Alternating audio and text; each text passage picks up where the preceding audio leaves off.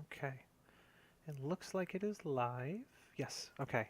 So, hello everybody. Thank you for tuning into this latest episode of that D&D podcast's Argent Springs campaign. Um, Before we get into the nitty-gritty of killing all these mooks, I need to introduce them, and they can tell us what mooks they're going to be sacrificing into the altar of dice tonight. Um, so first, my name's Aaron. I'm the DM, and that's me. And I'm sure you've all heard my voice and are tired of hearing it by now. Let's go to Manuel. Uh, Hi, Manuel. I play Edmund Hansworth, which is a human thief and probably the most normal guy of all the team. Scoff. Next, let's go to Matt. Hi there, I'm Matt. Normally I play Father Killian and other various sundry, but tonight we're rolling up our good friend Mercutio Gigiolo the Ninth, Bard of Itinerant Sorts. Pleasure to meet you all. Okay. Next up, let's go to Rob. Hi, hey everybody, I'm Rob. I'm playing Oslo Isil Sherazad. He's a kobold bard. You know, little meek little kobold bard. Hey, well, Cute little buddy. hey, well. Oh, you're so adorable, I could just eat you up. I have a whole description, but I don't know if I want to do that now or later. It's Okay. fine. And last, let's go to Zach. Awesome. Hi, I'm Zach. Normally I play either Thrognar or Tibbles, but tonight we are trying our hand at something slightly different. I am playing Gark Human Mage, who's definitely not just a stack of kobolds in a row. The most normal character. What I don't know what you're talking about, Edmund. Totally normal human. My Yeah, class I know. is totally normal wizard. I'm a totally normal wizard. Yeah, I'll take that. Lovely. Okay. So we have a thief, two bards, and a wizard. Nothing could possibly go wrong here. What could possibly go wrong? Y'all And are we're gonna doing an die adventure that was great. named Containment Protocol, which I'm sure we're going to be great at, like wave combat. That's the thing we're going to be awesome at. Containment? Oh my, this is going to be exciting, isn't it? Okay, hold on. I gotta. 4 new characters at once. You guys, we're the entire Red Shirt away team, is what this is. We're about to get wharfed. Oh No. God. Red? Good lord. Red clashes completely with my style. Wait a This minute, won't work at all. The thing- Okay. So last session, the party and the leading party of Argent Springs went down to the 39th floor, and some bargains were struck. There were 2 contracts that were signed, and for those of you who weren't watching, the first one is the one that was planned, where trade of water to the fish people in exchange for some food and some assistance in sealing dark evil entities below lakes if such a capture is to be made by you guys. And then an unknown third party kind of arrived, and y'all made a deal with them in exchange for power now. They just need I think they said like blood tributes in like 350 years, which not your problem, right? So This can only Not end. our problem. yeah, it was it was signed on the dotted line, and some extra character classes were unlocked, and it's fine. Um, so, what brings two, or I get okay. Gark is a normal human wizard. What brings a normal kobold human to wizard. work with the rest of these people? Is it just that kind of volunteer opportunities have opened up to be monster races and top dweller races, or Oslo, what kind of motivated you to come work with these non-scalies? All right, so Oslo, I guess, is he's gonna like push up his Prince Nez glasses. He's like, I've heard people on the surface have not heard of the great dragons, the great worms of old, and I think with my tales of their great deeds, I can really inspire them. And I know in dark times like these, you wouldn't think a scholar like me, a translator, would be able to give much to society. But I really think if you guys really could hear like their epic poetry and the beauty of song, we can overcome anything that would we encounter. You see? But yeah, that's why I'm here to help. Yeah. He is adorable. Can you keep him? So I think you are the first recorded in Argent Springs history total nerd lizard, so that's fun. Let me Yeah. see. Do I want to do the whole? I don't want to take too much of it. Nope, do I the wrote a thing. whole No, bio. we have Okay. 3 hours. Do the thing. Okay, this kobold is small but exceedingly lank, with narrow shoulders, long arms and legs, hands dangled a mile out of his sleeves, and feet that may have served for shovels. His whole frame loosely hung together. His head was small, with a flatted top and huge ears. Behind a shoddy pair of princeless spectacles lie large green glassy eyes, a long sniped nose that looked like a weathercock perched on a spindle neck to tell which way the wind blew. That's kind of that's perfect, and I like it. There you go. Nice. I guess this is all new characters. So, did anybody else want to kind of introduce what their person looks like, or mannerisms, or anything like that, or what do you want to do? I think I prefer to let my actions speak louder than words, if you don't mind. Hmm. I mean, sorry. No, go for it. I mean, Gark is a new member of the guild. Hunchbacked. Mm-hmm. You never quite get a good look at his face because he's always very deeply cowled, and he's got a voice that sounds sort of nice, like it's coming through a vocoder, like not quite Darth Vader style, but as though there's some Through a comb with a piece of paper over it. yeah at all times. And occasionally weird bulges will appear in his robe and like swirl around and then stop. His hands are much smaller than one would expect for the size of his body. Ah, yes, so this is what a human looks like. Ooh, pleasure to meet you. Fascinating. Yes. Were you in some sort of arcane accident as a child? That is exactly what happened to me, to this one. Brilliant. What happened? No, wizard stuff. Oh my, that is terribly awful. We'll have to talk about it over coffee sometime. Roll spout lore to see if you have heard of tumbling tumors. Totally a Oh. thing. It's a serious Oh my- disease. Here we go. Oh God. I was- What do I know about tumbling tumors, almighty one? It is a known result of arcane blowback. Sometimes if people deal with earth magic, they can actually get these weird rock-like tumors in their body that sort of roll around, and it makes it really hard to get around. Those sorts of people are usually outcasts, and it does slightly stunt their magical abilities. It is shameful to get caught with such a thing. My arcane orders might cast you out like some sort of, I don't know, physicist or something. Yes, they were not very friendly at the Mages College. No, they usually That is why we are here. Well, it's good that you're here. You will certainly be of use to us, I think. If only as cannon fodder. Not know this term. Oh, don't worry, it's fine. It's an exalted position among the people. Good. So, Being cannon fodder. Excellent.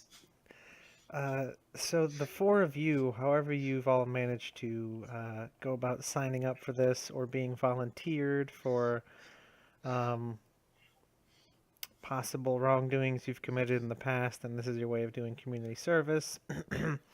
um, you're all brought before, not before, I mean, it's not like some sort of giant, council chamber. It's just like a table in the mess hall where they do orders from. So there's Ash, an orc, a kobold, a goblin, and two people of a race that you have never seen before, like collectively.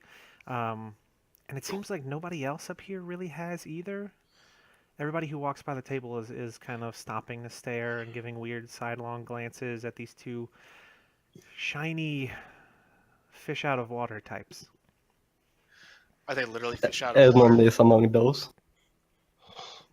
Do they look like something that I might have eaten at some point? Um, Okay. how into pescatarianism are you? There's 3 of me, so one of them maybe is a pescatarian. I mean, they definitely have the telltale signs of being like fish. They've got these gills on the side that are flopping, and you can kind of see these little vestigial fins on their body, which don't really have a whole lot of purpose, when they're walking around on land. But Mercutio falls to his knees. Oh, great masters! What would you will of us on this glorious, wonderful day? Edmund covers his face. I will awkwardly walk around the prostrate bard. Ash has just her whole face in her palm right now, and she's like, "Uh, you can get up, Mercutio. They're guests from our tree teammates on the other side of a portal." Of course, of course, of course. How silly of me. Yes, of course. And he gets up, but still keeps his head bowed. Avoiding their gaze. Communication may be a little bit difficult since only one of them can speak our collective language. It's the purpley one over there. The bluish green one, the taller one, can't really talk to us, but he can understand, right? And then he looks down and nods. So this is kind of a throw things at the wall sort of job and see what sticks.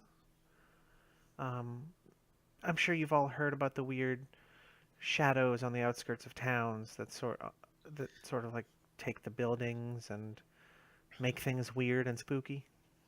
Oh yes, rather game things, those. I guess. Yes, we know of them. Yes, even rumor has gone as deep as the level where the Menaki which I come. Yes. Well, these we still don't have a name for their race because we can't pronounce it on topside. I've gone through the liberty of naming them, and they seem to be completely okay with these names. So I guess let's go with these when we refer to them. So the bigger one, I named him Finley, and the small one that can talk to us, I named her Gillian. And they seem totally fine. And Finley is some sort of arcane researcher of a sort. Is that right? And she looks over and he shrugs and nods a little bit. She says, I go over and push up my my goggles. Like, I think we'll get along just swimmingly. I am also a fish out of water. I too am a human man of letters. So bold! I admire your bravery and foolishness. she's like, okay, just give me 1 second. I want to see if there's maybe another job I can send the four of you on. Just pull names out of a hat. She's like rifling through papers, and the orc guy laughs and picks up a big bundle of them and walks away. She's like, Gark, no, Yes. So this mission is perfect for all four of you. Um, Finley wants to try and erect some sort of barrier around the outside of the Menanke. Basically, he needs you to protect um, him and Gillian while they set up these pillars or something. We hope nothing goes wrong. And hey, it'll probably be totally fine. But if it's not, we need you to be prepared to maybe die protecting them. Construction? You want me to work in construction? No, no, Those no. are I want you to work in security while they work in construction. I guess destruction for the name of construction is still destruction regardless. I'll bin. Gark will lay a tiny scaled hand on Mercutio's shoulder. You human friends, we can be cannon fodder together. His ears twitch ever so slightly. Yes, that sounds exactly like we be doing, fellow cannon father, together. Edmund just quickly moves towards Ash and begs, "Please tell me you have another job that doesn't involve these guys." Um, these are the ones who are available now, and seeing as it seems like you don't have much choice in the matter. What with the whole, you're here under um order of the town guard and stuff. Hey, just come over here. We'll talk real quick. Edmund just follows and gets closer. Hey, look, I know you got up to some stuff, and that's totally fine. I'm not passing judgment. I've done some stuff in the past that I'm not going to talk about here for obvious reasons, but I just want to let you know, um, this is kind of what and who was available, and if you prove yourself here, I can put in a good word for for you with everybody else, and maybe get you on some more uh, sane missions. Let's go with sane.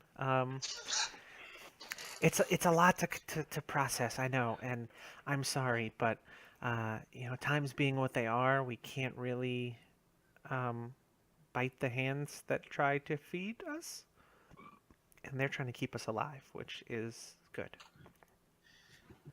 Edmund just hesitates, then let's go a groan. Fine, but I hope this doesn't last long. I guess Uh, that's up to you guys. He goes back with the rest of the group. Okay.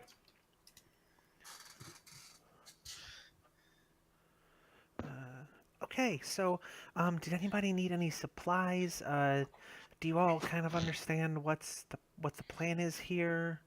Um, all Yes, that. let the glorious masters complete their glorious project, and we might get to kill some Like things if in you the needed a pep. process.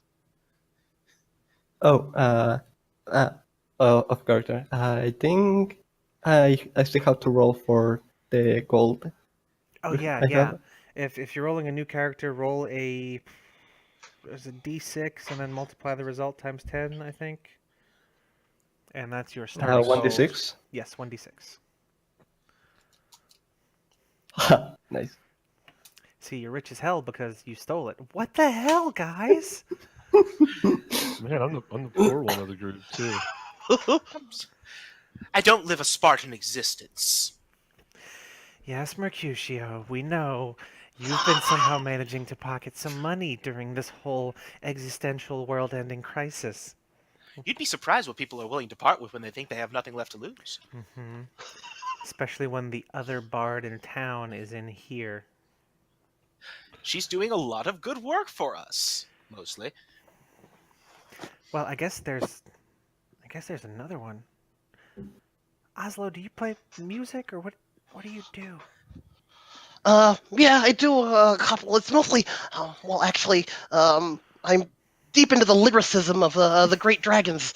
They don't need human instruments. They just kind of do. Well, I mean, they just kind of let their spirit flow through the spoken word, and I think there's just something really inspiring about that.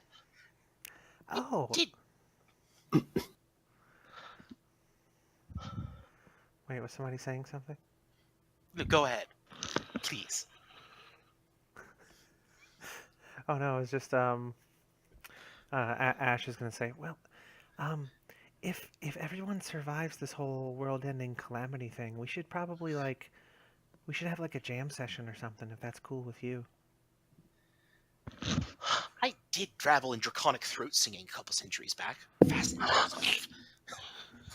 He's fanning. Oslo is fanning out so hard. He's just like got hands over. You know the draconic tongue. I know of draconic tongues. I've heard of dragons, yes. I've heard dragons. I've consorted with dragons once or twice. But that story's for another day. Let's think about this, shall we? Hold on. You what? Nothing, never mind. Just fine. There's a wall, though, it's not going to get self-built soon, right? That's actually a bag of Right. kobolds like chitters to itself. They know nothing of the Just- dragons and their works. Just believing tones. So Ash hands you like a a written order for what she wants y'all to do. I'll put up the sheet. Crap. Hold on. I have to find the picture I wrote down the notes on because I did it at a meeting at work today, and I didn't think to bring the paper with me. Okay. So. Text. Here we go. XP is as follows. Take mission. Easy.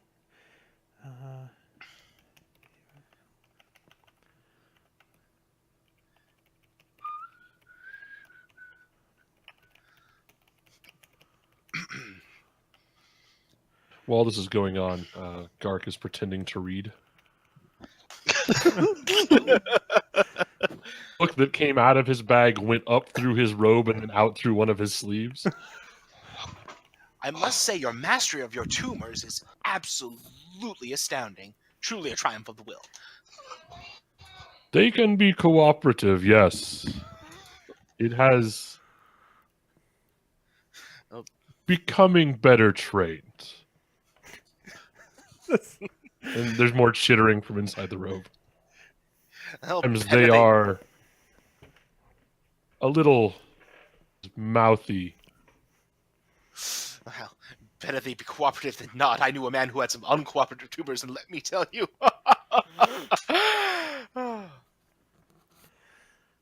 Yes, I have already warned them that I ate the last uncooperative one. That's certainly one way of dealing with them. Elman just stares at Garg at that comment. Did you all need any supplies before you head out? Well, if we're going to be engaging in proper work, I suppose I should put on some improper clothing. Sighs. Is there any armor around here? There's a kind of rudimentary blacksmith set up right now. The guy who normally does it, he's a bit out of sorts, so you can get the basics, but I mean, it's not going to be fitted or anything fancy. I just need some leather to stop whatever it is from, bringing about my untimely demise. Yeah. Well, if you head over there, I think the quartermaster can, in exchange for some coin, connect you with the materials you need. And so Mercutio will flounce over to get some leather armor. Okay. Did the adventuring supplies thing show up for you guys? Yeah. Mhm. Okay. Yes. Good. I wanted to make sure. So yeah, whatever you want to buy, just add it to your inventory. Take that price off of your available money. Mm-hmm. And Buying a crossbow. okay, nice. Good times. And actually, we'll get some more arrows while we're at it, too. That's probably a good idea. Okay. And Gark, before you leave, Ash is going to come up and tap you on the shoulder and say, "I don't know if things are weird between you and the ambassador for the other kobolds, but I mean, we're cool with everybody here, so I don't know what you're talking about. Why would that be weird between me and the kobolds? Oh, no, sorry, I must be thinking of someone else. Excuse me, sir. And then she'll bow and kind of chuckle and turn around and walk off. I will awkwardly bow, at which point like a pair of tiny legs like slip out of the hood of the thing and kick around a little bit.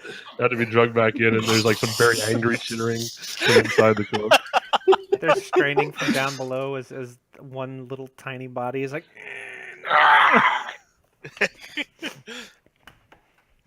Okay, so the fish Oh, I'm people. gonna- Oh wait, yep. Definitely getting a healing potion. Why? It's fine. It's totally fine. This is fine. The fish people have they have some bags with them, and it looks like a slightly overlarge kind of backpack almost. Nothing in there that you think would count as like, some huge arcane pillar, but magic shit's weird, so who knows? No, not now. Mercutio will studiously avoid the fishman's eyes, not wanting to anger the glorious masters. And then I just approaches the fish. The fish folk and wait for the others. Okay.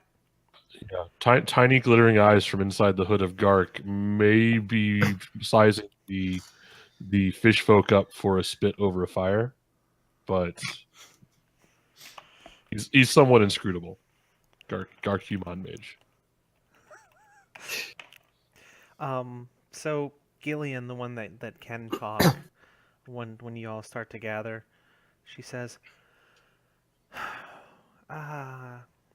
welcoming, thanks to you to helping with great work.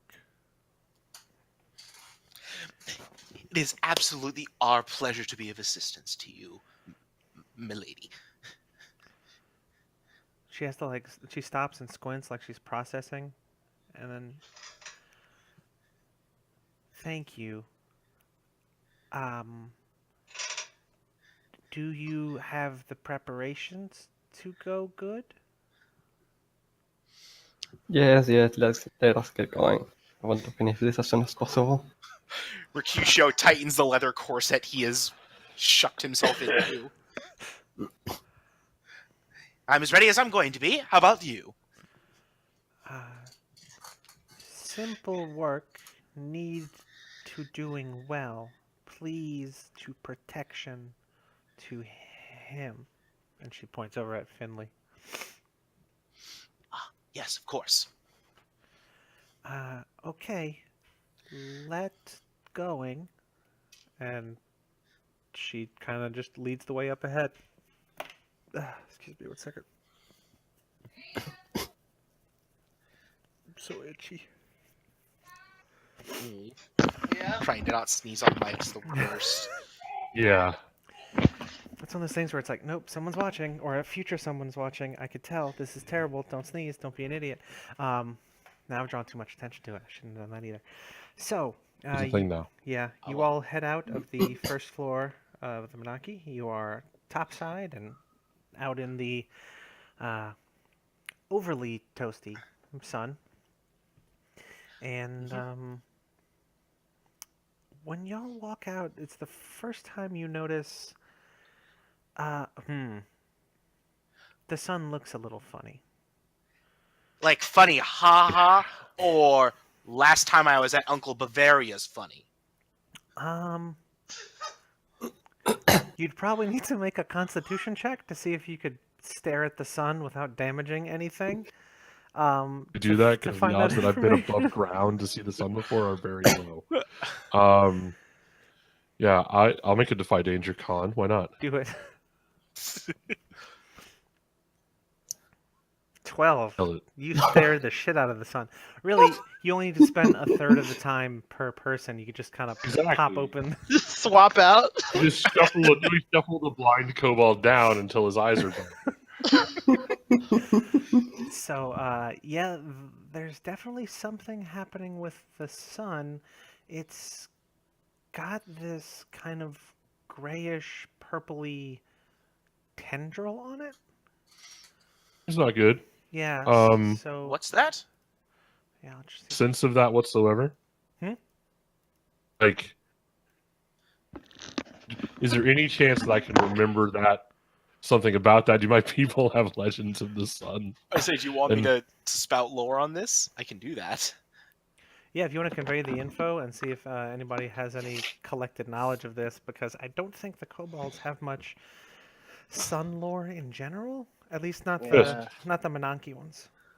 Yeah, I have bardic lore for beasts and creatures, so I don't think that's gonna work. I've got mine for grand history of the world. So there is a strange tongue on the sun. Is that normal? I know that is not normal. Yes. that's not supposed to happen for another couple millennia. I mean, anyways, let's go What? ahead and When it comes to the sun, I believe the great Halal once said, "I am so hot, I make the sun sweat." Ooh, that is a good verse. And he flips open his songbook, and starts jotting while actually looking this up. Let's see. Boop. Grand history of the known world. So let's see. One question. Um.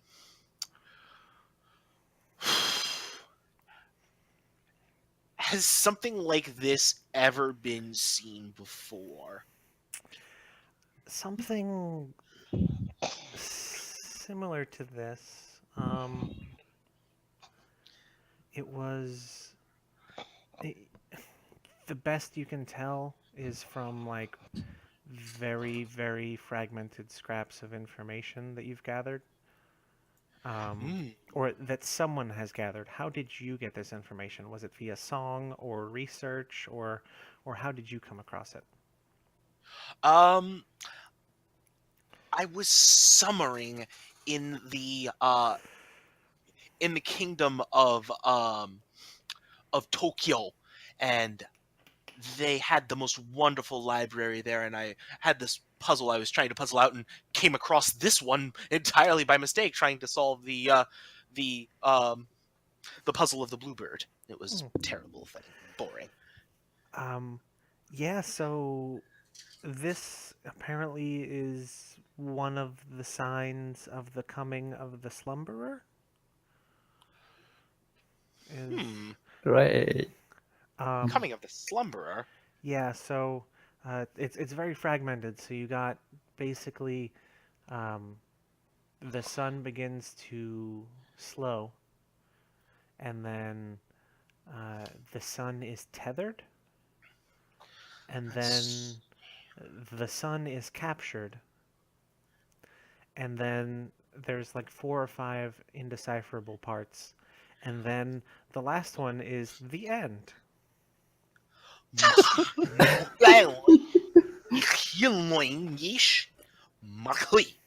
The end.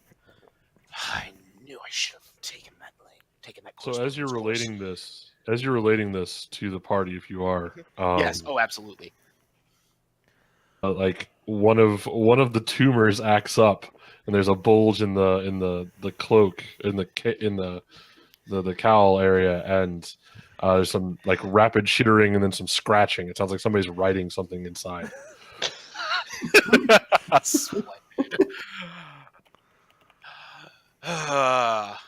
Well, this is a right downer to things.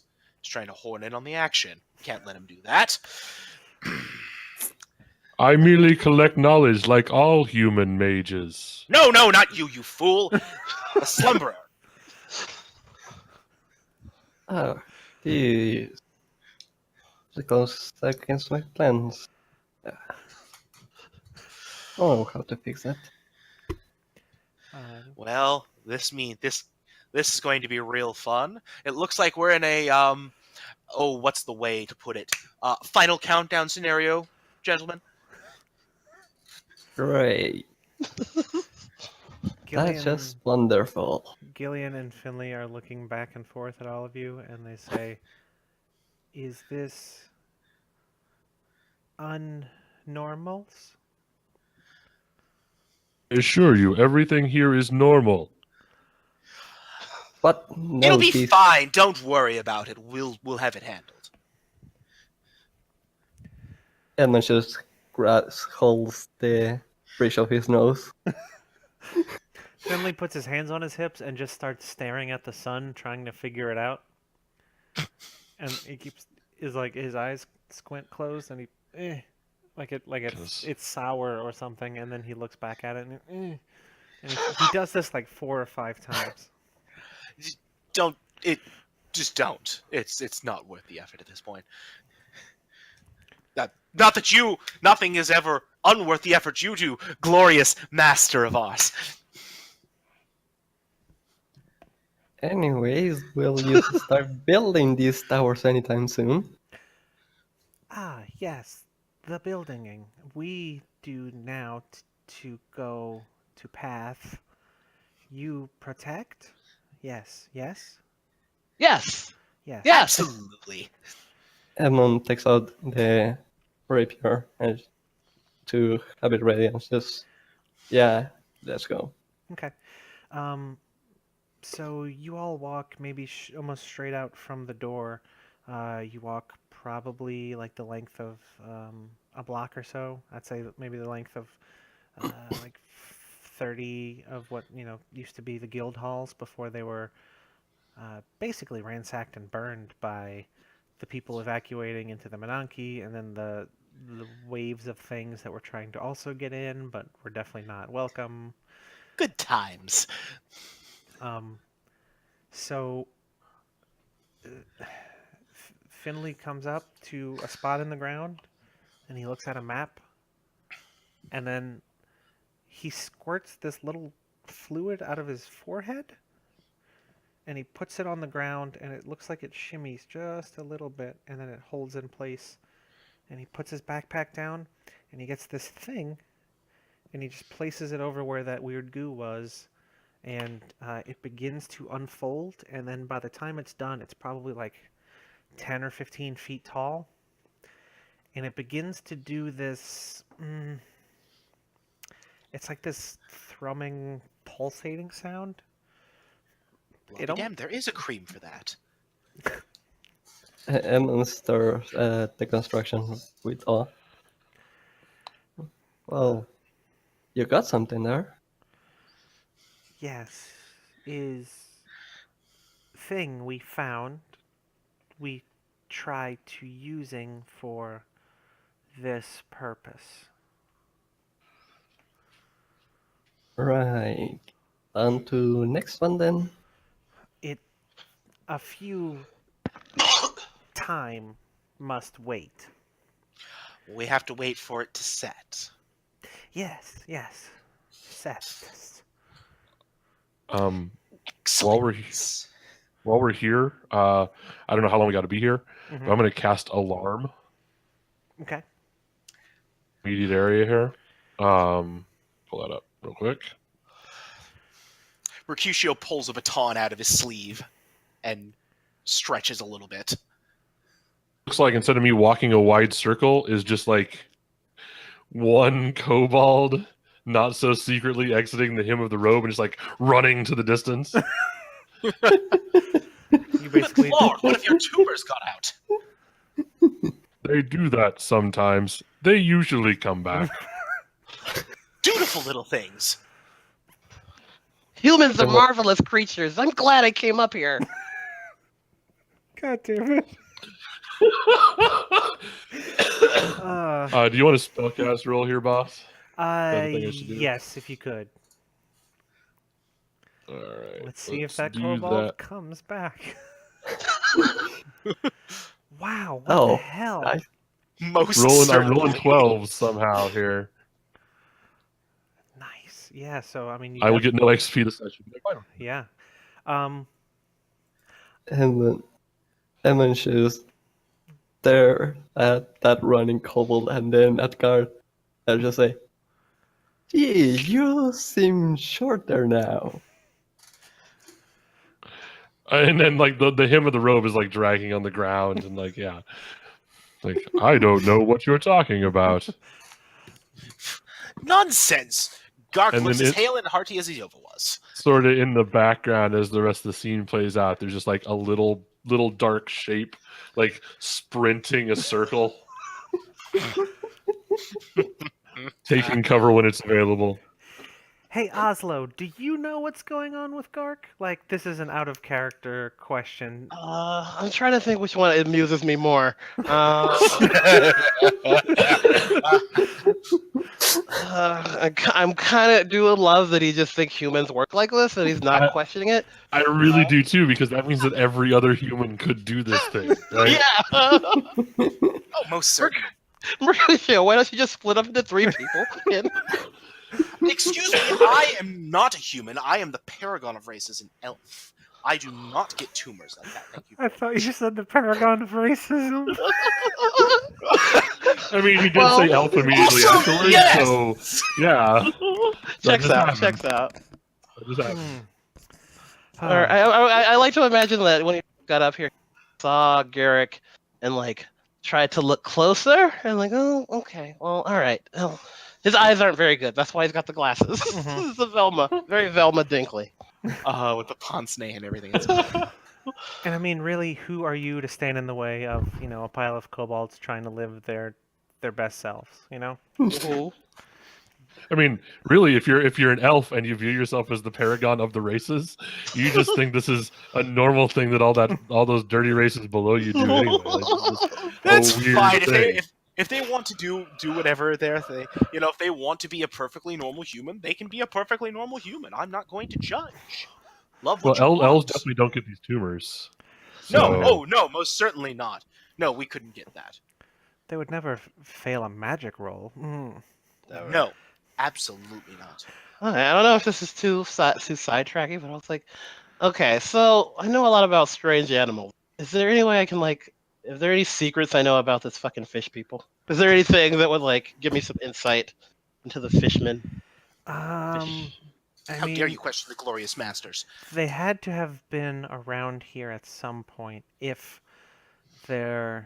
um, if their claims are true that they did help to lock He Who Slumbers in the last time. Mm-hmm. So there has to be some trace of them. So, if you want to roll me like a spout lore, we'll see how it goes and see if you have come into contact with any of that lore.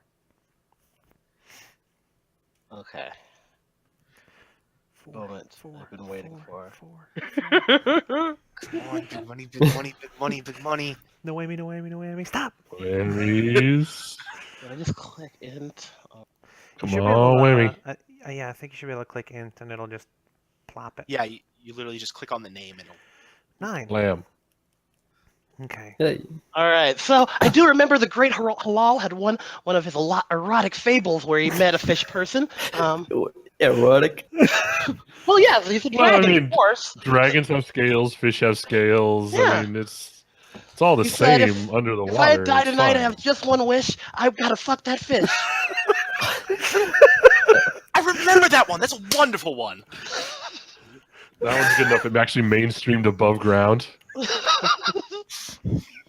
Play like in the Elven kingdoms. Once in a while, yes. FYI, all of his knowledge of other creatures, dragon. All of Like it. an R&B lyrics, right? That's how it works. Yeah, yeah. Okay. They didn't not. So I can tell you something interesting, but not useful about the fish people. Yeah, you know what? They have been known to interact intimately with other species.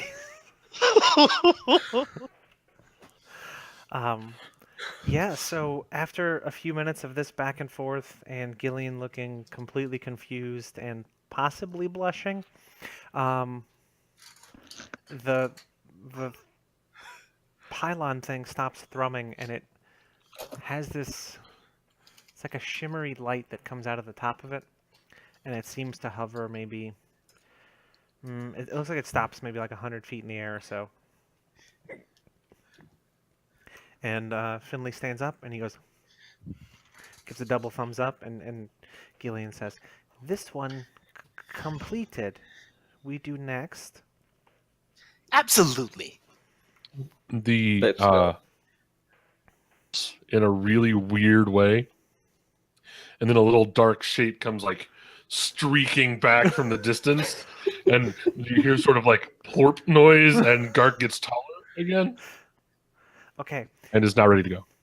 have you played Super Mario Odyssey by any chance? Okay, there's a thing where like Mario can throw his hat on stuff and he takes it over.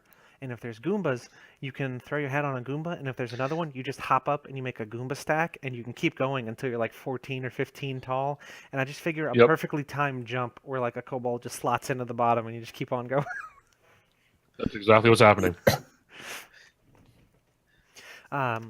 So as you're heading to the next one, you hear there's a sound off in the distance. It is it's kind of low and rumbly, and you can see some of the rubble on the ground from some of the more poorly treated buildings actually vibrating on the ground, and it's kicking up some dust. And then after the sound, it goes quiet for a few minutes, and then you hear boom, boom, boom. And it's very regular, and you can see like this cloud of dust in the distance, and it seems to be coming from that direction, which is kind of looks to be on an intercept course with the way y'all are walking. Oh, glorious. He Uh, starts swishing his baton. Oh no! Cover Oh jeez! somewhere we Oh, can take? oh. What'd you say, Zach? We can take somewhere? Like, can we get out of sight when this thing shows up? Essentially, Oh. as a stack of kobold is to hide from things that are larger than me. That's fair. I mean, it definitely seems possible. Possible. Ooh, I figured out what this is. Yes.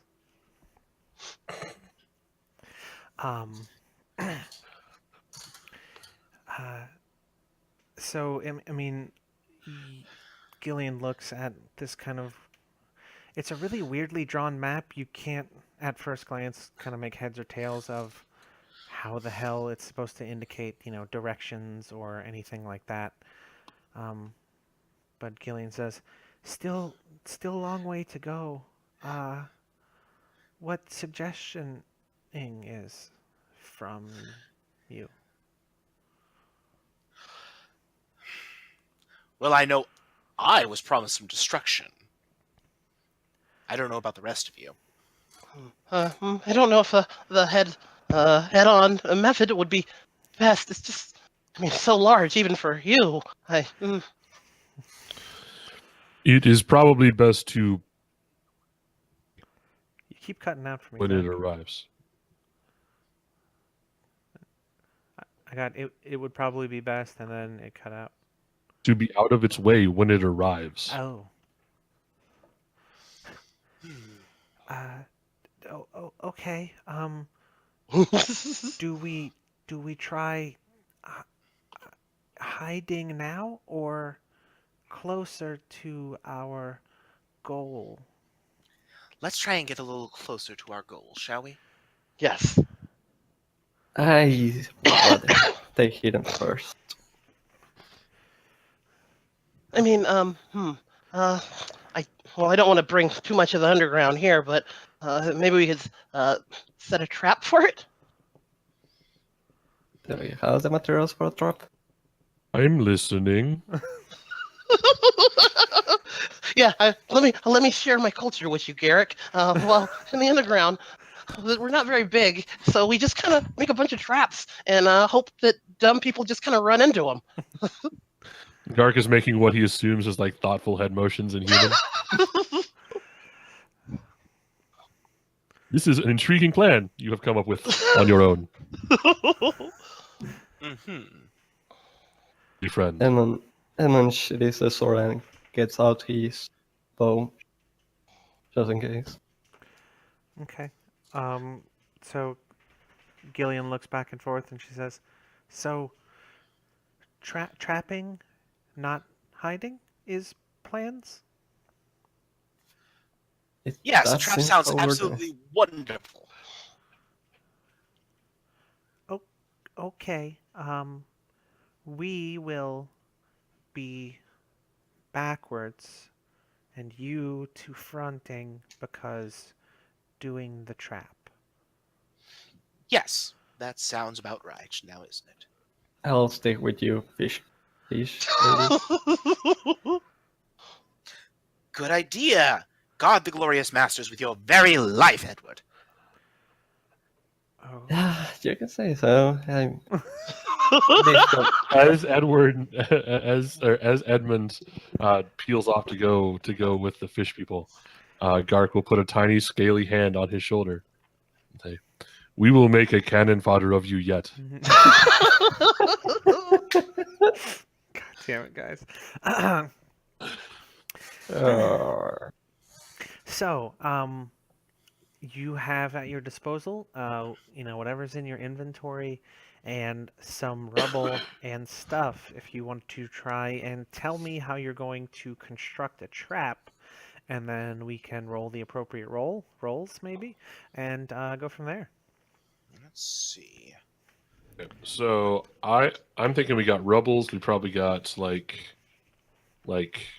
Adventuring gear, which contains and tree branches. Excuse me. How much can unseen servant lift?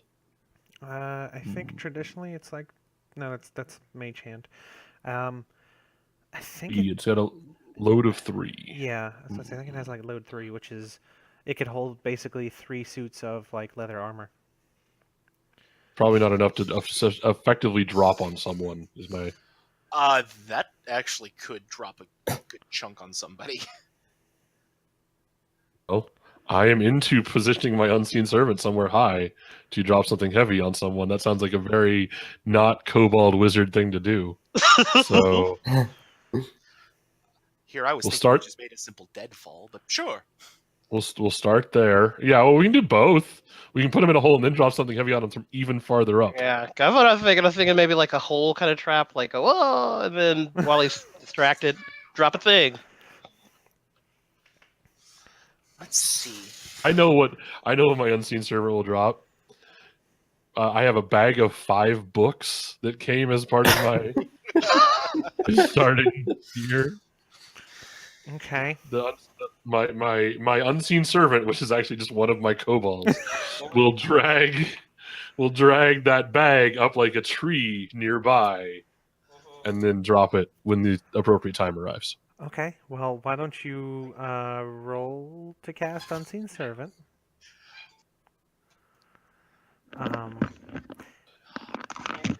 I guess Esmond.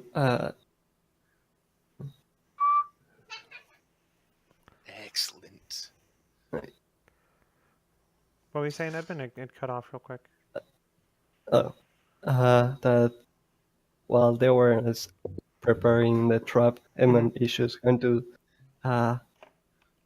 observe carefully what is going on with the smoke and the sound. Yeah. Basically, sound realities. Yeah, definitely. Discern realities for me. Roll that, and we'll see how many questions you get to ask about whatever it is that's coming. 9. Okay, so you get a question, and while you pick a question, Zach, you need to pick your drawback. You either get unwelcome attention, which beautiful if your unseen servant is actually a very much It seen really servant. is. I think that was almost too perfect to pass up, right? Just like one third of me is just left out hanging when whatever this is goes down, right? Mm-hmm. And then we've also got, the -1 ongoing, or you forget the spell. But if you want to go with the unwelcome attention, you will very much have it. I think that's the call. Okay. Oh dear. Mm. At the bottom of the screen, there's just like 4 kobold heads with or a kobold head with an X and a 4 by it. Ba-ba-da-bum-ba-dum.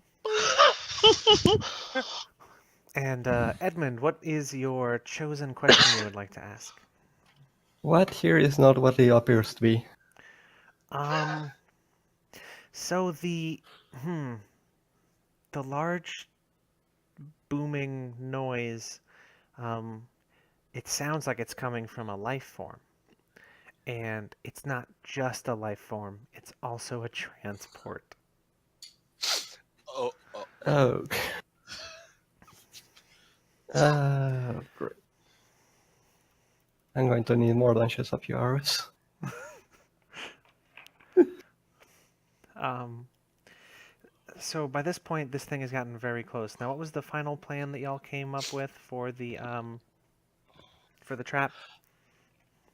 Well, we were making the unseen servant is going to be a deadfall of some sort, Mm-hmm. and then were we going to do another one, or were we going to do a pit trap? Like basically loosely put some rubble over some poles or something like that. Yeah, so I don't know if we have enough time. Like, I don't know if we have enough time to like dig a hole and put poles in it, but that's what I was That's the thinking. question. Well, Let me check real quick and see if I've got an answer for this, and I don't think I do. So I don't think I can dig a decent hole with prestidigitation very quickly. no. I mean, you do have a lot of arms, potentially. He's only had 4. I Yeah, mean, so I would like to clean the earth over and over again until there's a hole. And I would like to sing a song to assist you. you know I what? was gonna say, Let's roll and see how well that goes. I'm gonna play a montage here. Play a montage song. Even Rocky had a Nice. montage. So give me your help, guys, and then Yeah. I will. Send him your spirits. All right, would this be arcane art or just be like a charisma? Your spell still works, but you draw unwanted attention. Your magic reverberates to other targets, affecting them as well. I The- love it. Does the deadfall unseen servant count as another target? Yes.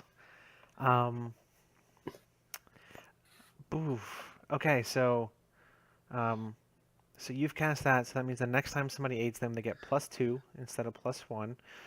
So, in order for this Ooh. to actually help, somebody needs to roll an aid roll, which would just be 2d6. Okay, it's your boy. Here we go. Of anyone to help out the pile of kobolds, it is the lone I was about to kobold. say. There's the other Yeah. kobolds. Sing Okay. the inspiring songs of our home dragons here. Okay, so you're doing the thing. Could you maybe do some draconian throat singing for me? Could we? All right. He pulls out his spell book and okay. Never done this in front of an audience. But I'm the baddest there ever been since the day I was hatched. I will burn your house, be they wooden and thatched. Yo, motherfucker, I'm so hot. I make the sun sweat. So slick, I make water wet. I once fucked the dawn and made the sun come. Or I fucked the dawn and made morning come. You fucking with me, then you must be dumb. Dragon song. You know, classic dragon song. That is a brilliant dragon song. Yes. And he rolled a 4. I just want to let everybody know. You know what? Good. All right. I mean, I take a penalty. Okay. Oslo, next roll you do, take like +2 to it. Not this one because it's already fucked, but another one. I appreciate that. Okay, so what's going to happen is he doesn't give you a bonus, but if you roll and fuck it up, he might be the subject of bad times also. So That. Worth it. Hashtag worth. all right.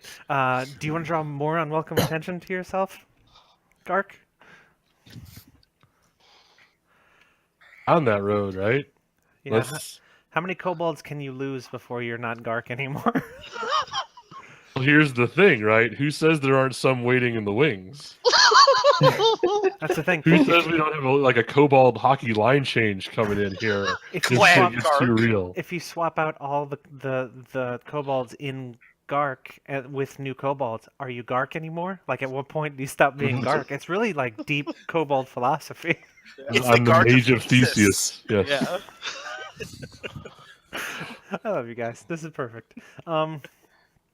Okay, so you managed to make a relatively good hole. It's probably like 5 or 6 feet deep. It's enough to slow down like a humanoid, definitely. They will If not if this thing is actually a transport, maybe like jar them off of it or significantly impair it somehow. Yeah, that's what I'm going for. Okay. So just remember going forward Hey, my that prestidigitation is literally another kobold coming out and frantically digging. uh, well-trained tumors. So yeah, just remember the unseen servant in the world's biggest air quotes and Oslo are now definitely going to be targets. And Edmund, did you want to try and like get them to hide or anything before the thing comes? It is getting very close now. You probably have like enough time for one more things.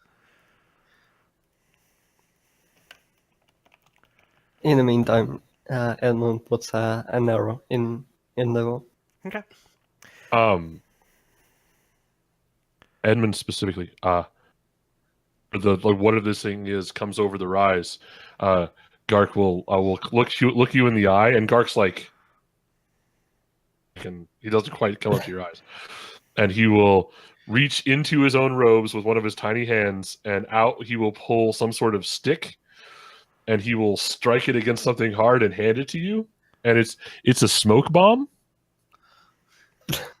Oh, I just cast invisibility on you.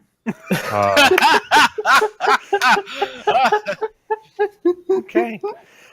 Or did you? I need you to roll it. Okay. One of these is gonna fail. 4. Oh, yes, here we Nailed go. it. The XP oh here. great. Um, Is it? so the thing is, with all this scavenged Menanke tech, the problem is, the tube that contains smoke bomb is very, very similar in shape, in color, in smell, in taste to the emergency road flares. Oh no! So basically, you were like, "Hey, I've got this." You kind of stick it to him because for some reason the bottom's sticky, and you pull it. And as you're walking away, he is glowing like an entirely separate solar entity on the ground now. Well, Seriously? What the fuck is this? None of us are targets, but the elf. Yeah. We all have unwanted attention, but the elf. Oh, this is beautiful. I can't. So as you all lay in wait, this thing comes around the corner. Well, not so much around the corner. It plows through the building that is on the corner without slowing down. Oslo, you know a lot about dragons, right? I know tons about dragons and the things they've had sex with, which is everything. Okay. Yes, it's true. They have. Is there anything in your collected history about one that is about twice as big as normal but made entirely out of animated bones? Oh, when I translated the bone dragon, I may have translated that. But yeah. Oh, I might have mixed up the translation on that one. Oh, bone as a noun. I was not prepared for that. See, I thought dragon Well- bone and just inferred from there. What is an adverb that got turned into an adjective, essentially, right? So this thing comes around the corner, and yeah, it's a dragon. It's got the bony wings, where there would normally be that weird kind of skin membrane thing. There's this viscous shadow that it's sort of leaving in its wake.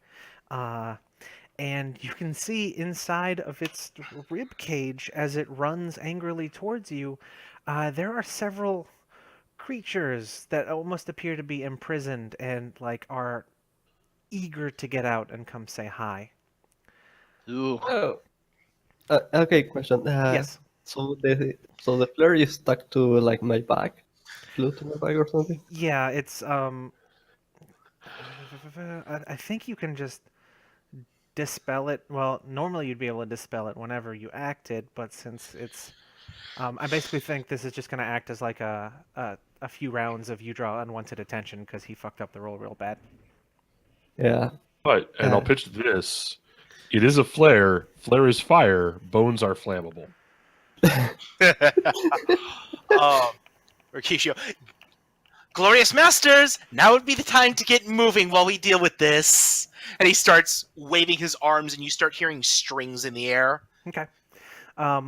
The two fish people are trying their best to make like a neat little pile of rubble next to a building so they can hide against a wall, and like they're stacking up just a very orderly little extra wall between them and the world. Definitely Well- not conspicuous. So, assuming that I am a big giant hello, I'm here, I'm going to run away from them to draw less attention to the fishfolk. Okay. So once you start running, this thing sees you and it goes to take off after you, and then it steps in this trap with one of its one of its front legs, and you can see it crumple just momentarily, and there's this crunching sound, and it's like a crunch and then this juicy like squelch, and then there is a puddle of shadow that slowly begins to fill that hole, and then you hear the bones reforming as it gets back up and roars and takes off towards you all again. Right. Do the books have any effect whatsoever? Um, roll me a volley. Beautiful.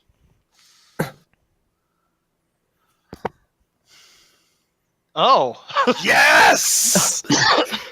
What's your normal damage die? 1d4. Okay, roll it. I have to check the stats on this thing. Oof. Okay. Yeah, so you did some number of damage. Mostly to the stuff inside, like the books just like harmlessly fall through between the ribs and stuff, and you hit one in the head, and you can hear it go, and then it, it just, you can see the limbs hanging limply inside the ribcage. Yeah, a victory is a victory, guys. I'll say it. The kobold will shout in victory before like running back down the tree limb away from the dragon. So the dragon roars, you get this, and it climbs up a building, or there's like two, and it puts its front claws up there, and you can see it. It almost looks like it's flexing, and the buildings are starting to break, and then the rib cage splits open in the middle, and all these things begin like running out. And Right. once it discharges its cargo, it crunches itself back together, and it's going to run for the tiny thing that has dropped books on it, and these other gathered things are going to sort of just spread like an angry ant pile towards the rest of you. I stopped running for a second Okay. to take aim and shoot with a bow to one of the figures it dropped. Okay. Oh, bully. Yep. Let's see how it goes. 8. Okay. Yes. Ooh.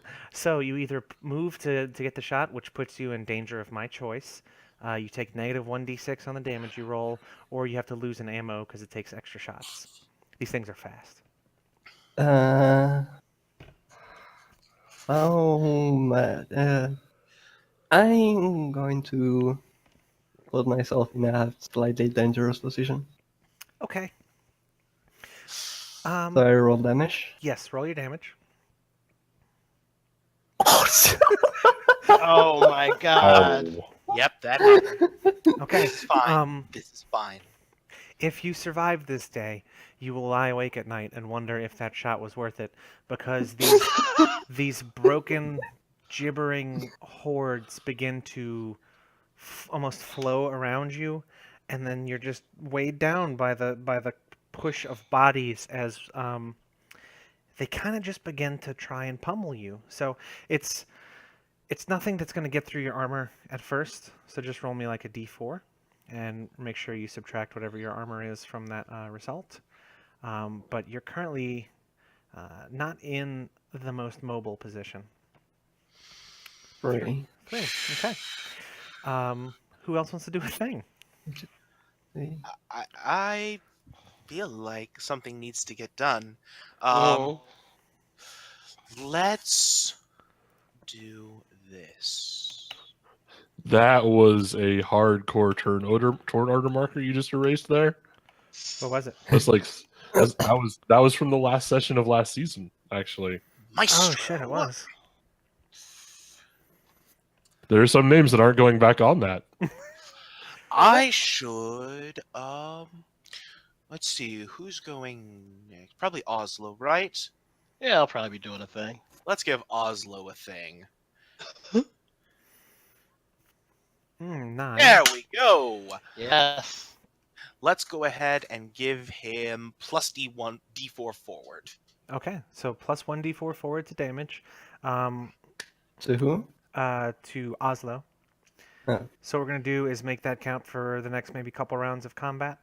It never has good. like a limit stated, but I like for there to be one, or else it would be like super crazy buff move. So, 2 rounds Yeah. seems pretty good.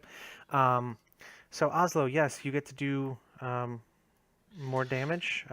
What exactly does the music that you're doing sound like? I can't click that link because of copyright stuff, and I don't want to get sued. We will rock you. Yeah. Yeah, Oh. it's a string version of We Will Rock You. So what happens is like these glowing spectral green instruments Mhm. form around Mercutio and starts playing this music.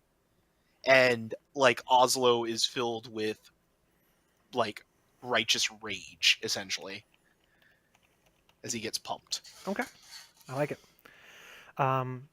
As you play your music, it carries on for a few seconds after a figure roughly elven in shape and unnatural speed shoulder tackles you into the ground and begins to punch you about the face. So roll me a d4. That is less than ideal. So that's going to be 3 with armor less. Mhm. Okay. Well, ow.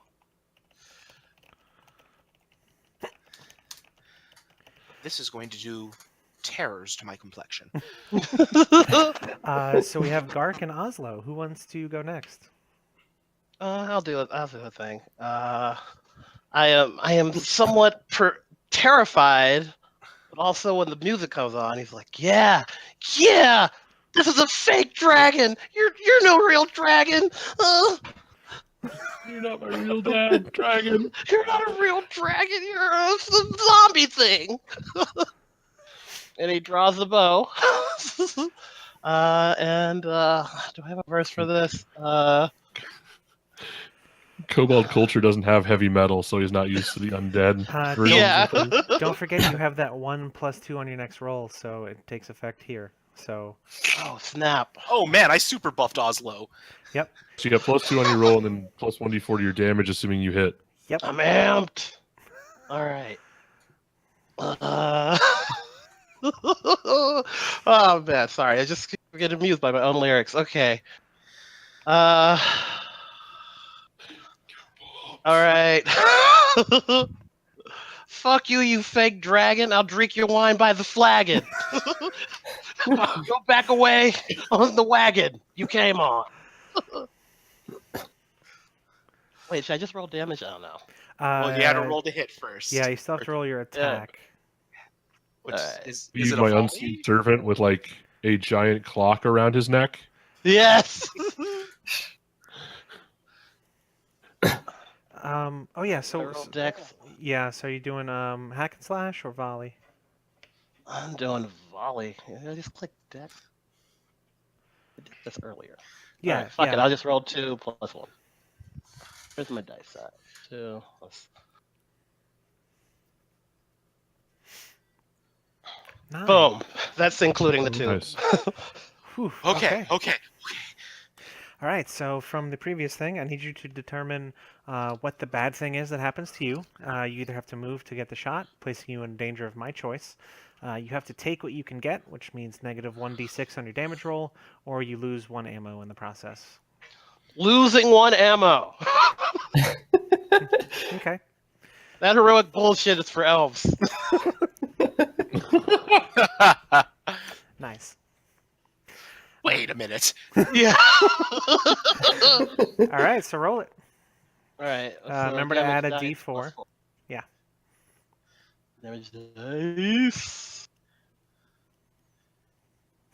Wait.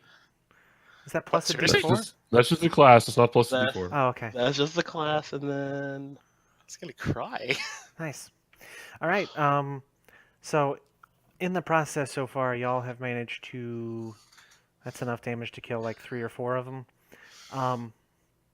They seem like they're made of like hard materials, flesh and bone and sinew and rage. And then when you kill one, it just sort of becomes gelatinous stuff on the ground and walls and whatever direction Ugh. it was traveling in when it died. Re-died, fully died. I'm not sure. One of the three. Gross. I want to save some for later. About how many of them are there? There was probably initially probably close to a dozen. I almost said a dungeon. Close to a dozen inside the dragon, but it seems like y'all are down to maybe 4 or 5, and the dragon itself. Which, by the way, Treegark, that dragon itself is charging towards said tree at full speed. So here's what I'm gonna do, and I don't know. This probably won't actually matter for that guy. That kobold is hauling ass. Bottom line, yeah, like full on screaming, like diving under things, like trying to get, which may or may not be anywhere near the rest of Gark. Seems gonna good. do? Seems good. The main Gark Prime is going to attempt to draw the attention of the dragon, even though everybody in this scenario has all the attention, apparently. Gark specifically. If everybody Gark has Prime. unwanted attention, does nobody have unwanted attention? So what's going to happen is, I imagine Gark sort of like standing there, sort of at the front of the group, watching this go down with his unseen servant, right? And so Gark, standing to where no one else can see what's going on, you see 2 hands reach in and open the cloak from the front, Mm-hmm. right? He's flashing at the brave thing. So essentially, like sparks of various colors fly out and like pop and sizzle and things. Mm-hmm. I'm shooting fireworks at the dragon. I want to distract it. I'm trying to use this as a defend attempt to get some defense going here. Okay. Um, Very bold. Are you trying to defend like the rest of the party and draw the attention to you, or? Yeah, essentially, it seems like we probably should do that Okay. right now while my friends mop up around us. I Is the goal. I do believe that the wizard should be the first line of defense against a dead dragon at all times. A 6. Well, Fine. This is perfectly fine. It This is perfectly fine. He's going to do this, and there will be a spark, and it fizzles, and you look down at it, and it looks like it's starting to catch fire. So you're like patting at it, right in time for this dragon to come. And as it's like maybe 5 feet away, Oh. it spins on its front arms. You can actually see the arms plant, and the whole body rotates, and the bones for the hands stay in place. Like the body just rotates around them, and there's a horrible crunching noise. And you get tail whipped very, very hard. I need you to roll me a D10 plus 3, and it's 3 piercing damage. Oh my god. Oh, Well, the Jesus. piercing doesn't matter because I have no defense whatsoever. I'm imagining my unseen servant just got back to Gark Prime, like in time to like come up under the robe and get in place just to see the tail come at him, and like in Kobol's like, oh fuck this. Alright, so 2d10 plus 3, you say? No, I don't think I did. Hold on. No, just It was D10 plus 1d10. 3. 2d10 plus 3 would be mean. I mean, this is still a little mean, but less mean. Hey, what's your total HP? Just asking. That's I started at 20, so Okay. That's a dead kobold. Constitution is my highest stat because I figured the whole thing is we just trade out the tired kobolds, right? Oh, yes. Tired. One of your kobolds is very, very, very sleepy. And okay, so here's I feel free to veto this, but what I'm seeing is the kobold joins the bottom of the pile. This tail swings through, and it's got these nasty kind of barbs on the tailbones made of other bones and teeth from whatever, and it just sort of takes the middle kobold right out, and he's just dead on the tail now. Oh god. We might have to tag Oslo in. I think after combat you can heal, and you can basically you'll put out a recruitment call, and they'll there's a special whistle for that, I think. So, so everybody's acted. Some things have happened.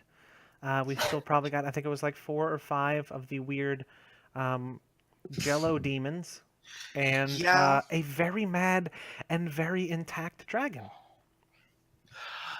Yeah. Am I still being pummeled by the shadow thing? You should probably Or- draw like a knife or a dagger or what have you and start slashing at these things. Yeah, there's still some on you.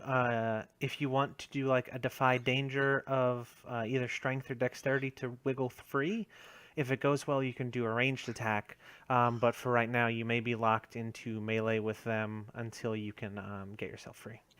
Which, so Constitution and Strength, or Strength? Dexterity or strength to either push them all off of you or kind of squirt your way out of there. I'm going to try to squirt out because I have -1 on Strength and +1 on Dexterity, so... -1 sounds great, and we. This is fine. This is fine. Okay, so Man, Mark we're gonna be XP. such high-level dead people at the end of this. Yes.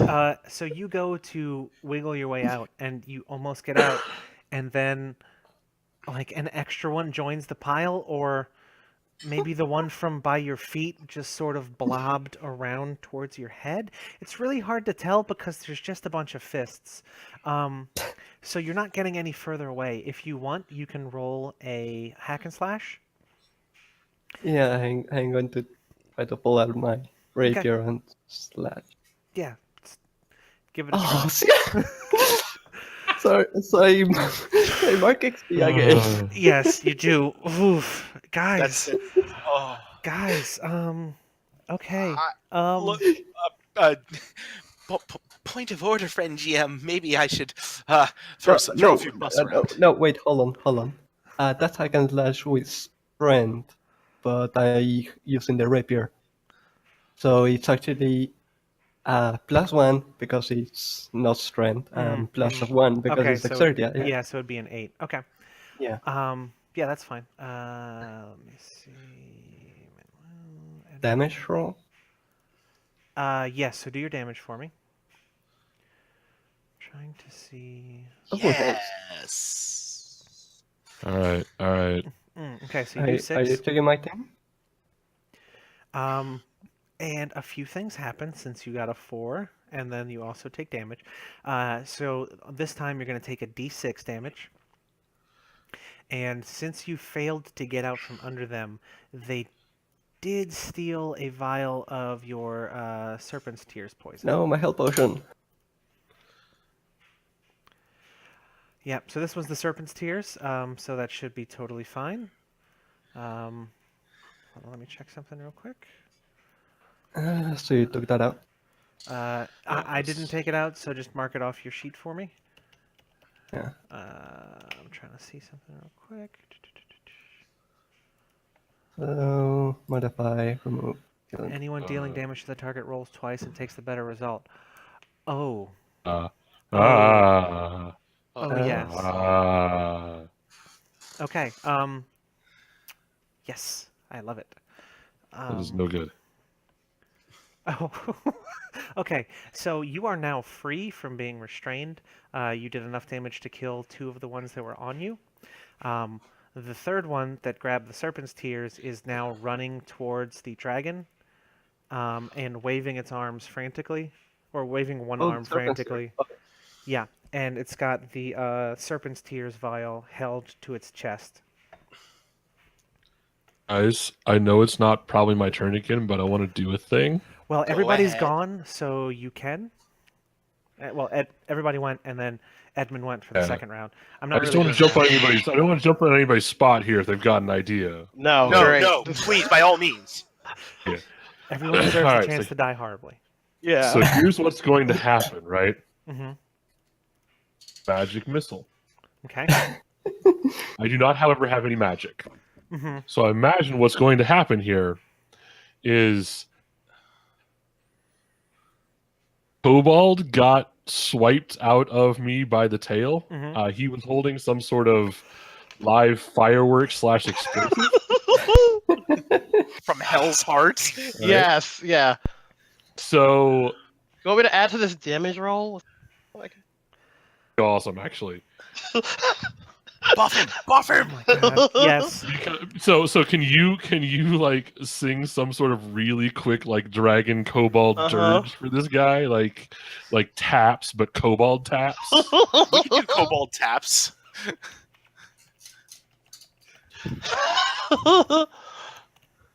Oh man, okay. I have so many dumb jokes. I don't know which one I want to choose. That is a Um, good problem to have. What?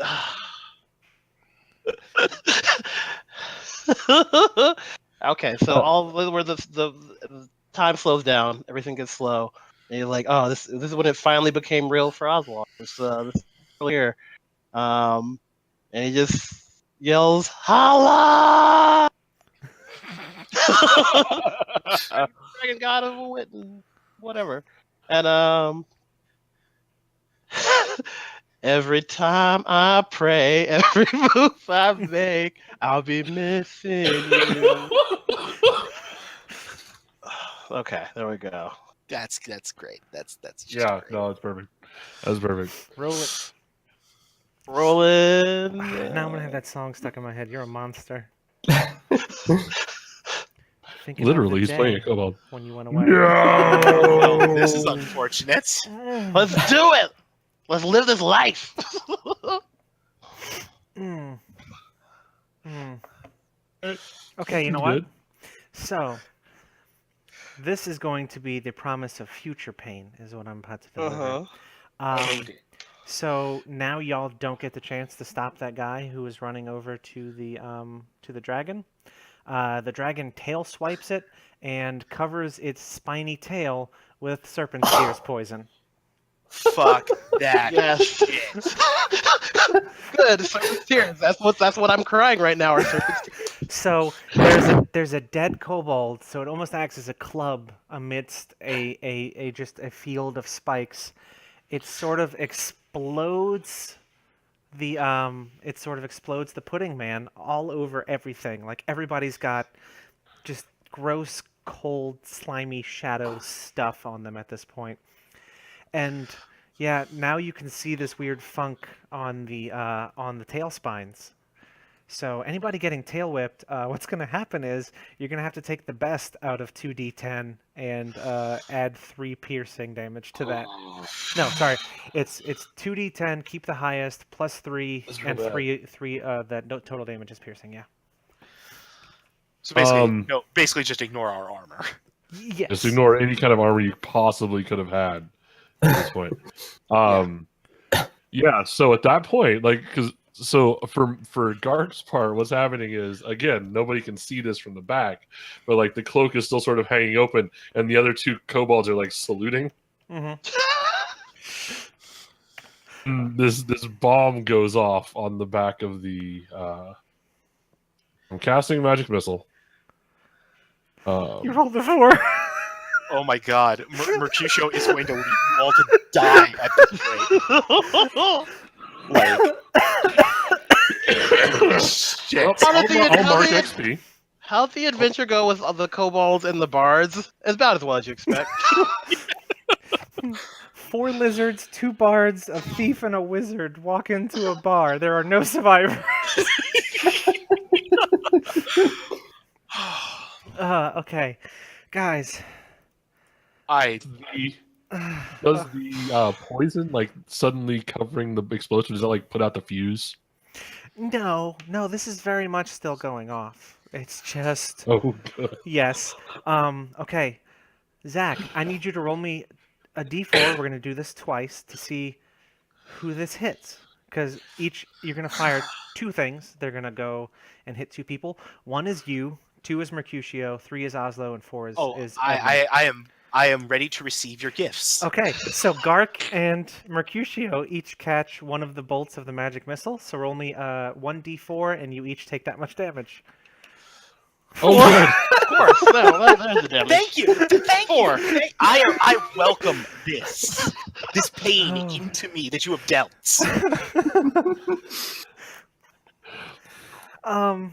Okay, so... I'm a little worried about my whole situation. I'm not gonna lie. Oh man, guys, Death is gonna have like a hell of a referral program going by the time this is done. Mercutio, I think you may have been the only one to not act yet in this series of unfortunate events. And... I think it's time to hack and slash. Very good. Okay. Because I am up in biz, or at least I had something up in my biz. Yeah, so. I think you've got maybe the last weird goo monsters on you. 7. Okay, so you deal your damage. Yeah. They're gonna hit you back. Yeah, that'll be a thing. Seems good. Okay, so I'm gonna give you an option. Sure. Either you take a D8 in damage, or you take a D4 damage, and something is going to get into your armor. Oh no, I'll rather take the D8. Thank you. Okay. Solid call. I've had quite enough today. Thank you. Very Nice. Very nice. Someone's not a fan of pudding. I generally prefer when the pudding isn't trying to wrestle with me. That's fair. That's fair. Yeah, so you kill this last one, and now all that's left is this. You know, it's really not that big a deal. The only thing that's left is the enormous, like, 3-story tall bone dragon. Like, you're fine. It's totally good. Gentlemen, if you have any plans, now would be the time. I mean, are we back to the top? Yes, we're back to the top of the, not really initiative order, but everybody's got a chance to do a thing. So, everybody's free to act again. One of the fish people is slowly has started to panic and has knocked their little wall over and is trying to like scoot along the wall to safety. Nice. Fuck me. It looks like Finley, the one who knows how to operate the columns. Oh, Did so the flare put off already? Okay. Yeah, it finally Okay. kind of sputtered out. Putters out. Can't help those Okay, people. Here's what I so can do. after taking a moment to take a breath, having no other shadowy things pursuing me, I look around and I spot the fishbowl panicking, and I try to rush to them and try to calm them down. Okay. If you want to roll me like a Defy Danger Constitution, and also tell me what you're saying to this panicked fish person who cannot speak back to you because he doesn't have the translation item.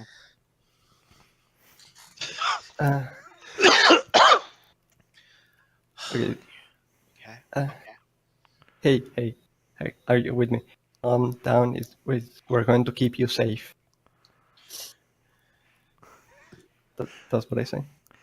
That is a promise your ass can't deliver.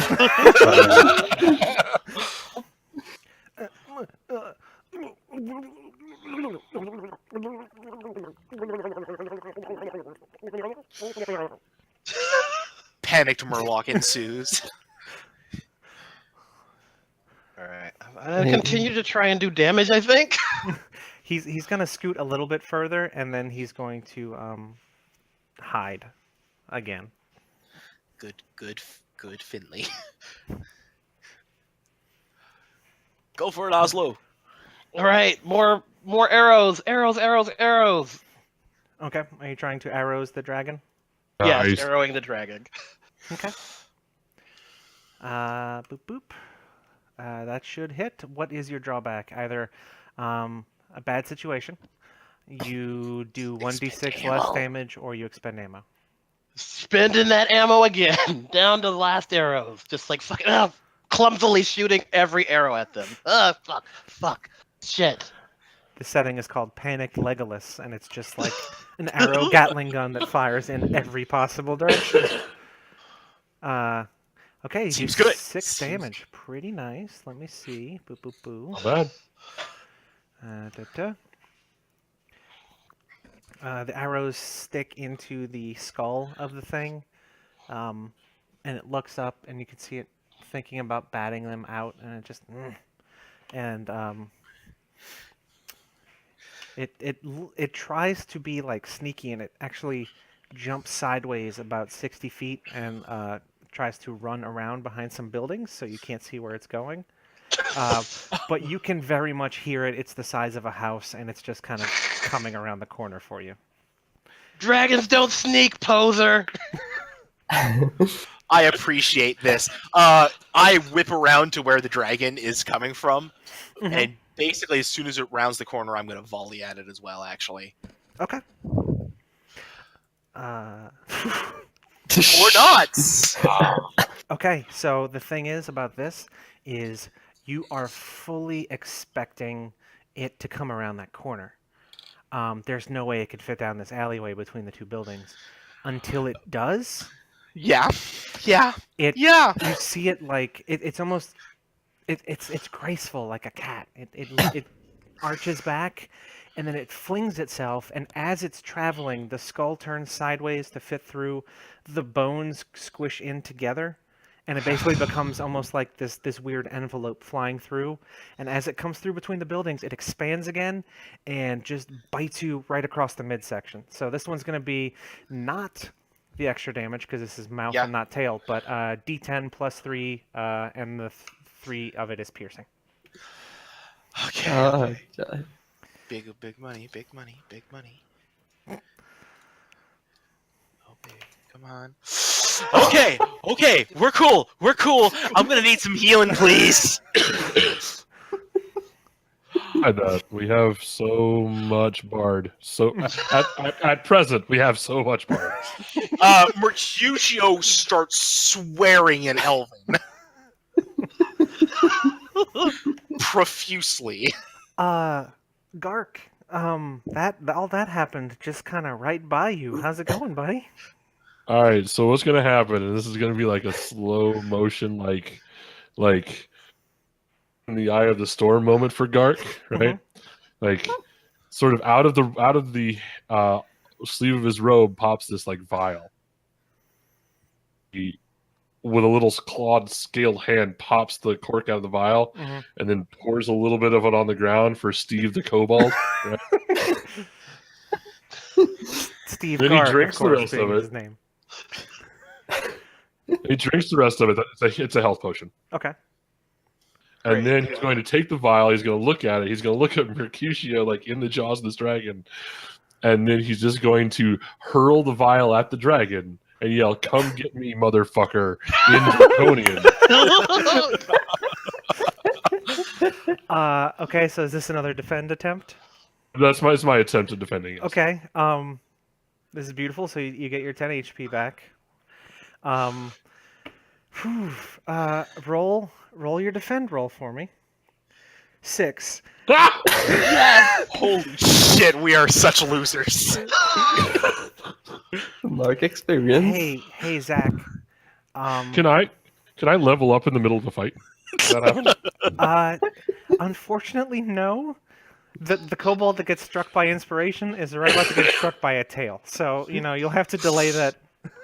Oh, Yeah.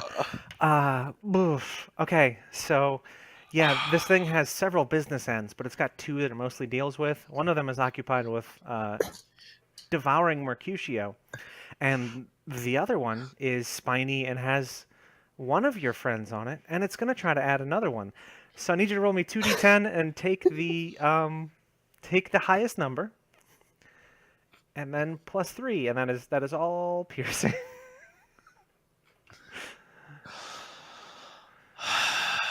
Information works. Nope. Wait, hold on. Just do. Yeah, I think it should be like slash 2d6. That would be 12 12. damage, y'all. Yeah, 12 damage. Hot. This Like is a thing. lot. Is he dead? So you gain 10. No, and I'm still then- alive. Yeah, okay, so you Barely. gain, Yeah. gain 10 and then lost 12. How are you doing right now? 3. You're at 3. It absolutely has added another kobold to its trophy collection. The cloak is basically just laying on the ground with a small lump under it now. Oh, that's so Garge, sad. how many tumors do you have left? Enough. Good. I appreciate my human friend's resilience. I've heard the humans are very resilient. Um, All right, who do I heal? Who's worse? Oh man, that's a yeah, toss-up. so we're Good. at the back of, or at the top of the initiative again. If anybody wants to do stuff, it's going, guys, it's going. It is. All right, Oslo is definitely gonna heal Garrick. He may be a human, but he got the spirit of the dragon in him, and I gotta support that. You know, I respect that decision. You don't have that actually. Of course I not. You're a start- kobold. I can't respect you. Okay. Okay. Oh, unwanted attention, guys. Okay, so are you healing his 1d8 damage? Yeah. Okay. If you have a specific song you would like to perform, feel free. Lyrics are not necessary, but it's always fun. It's Unleash the Dragon. It's Cisco's Unleash the Dragon. Shorties, if you Like feel you're- me, say yeah. Oh my You healed it god. for one! Yeah. You healed it for one! And it's a what? Guys, I love this so much. I'm pleased we're contributing to fulfilling your bloodlust tonight, Aaron. Oh my god. I couldn't have even asked for this. Like, You have killed 2 party members. I want you to know this. You Happy killed birthday. 2 people. um Sort of people. yeah, so not only that, like he's bolstered slightly, but he's still very slight is the problem. And after it finishes spinning around with a dead kobold on it, it does see one who can play music, and that is a worthwhile addition to the cause. So you have its full attention there, Oslo. Yay! The other 3 of you, if you would like to do something, do it while you still can. Oh god, what am I gonna do? I need to do something. This is bad. This is really fucking bad. You know what? When in doubt, destruction. Yeah, just fucking hack and slash. Let's go. Okay. It's go time.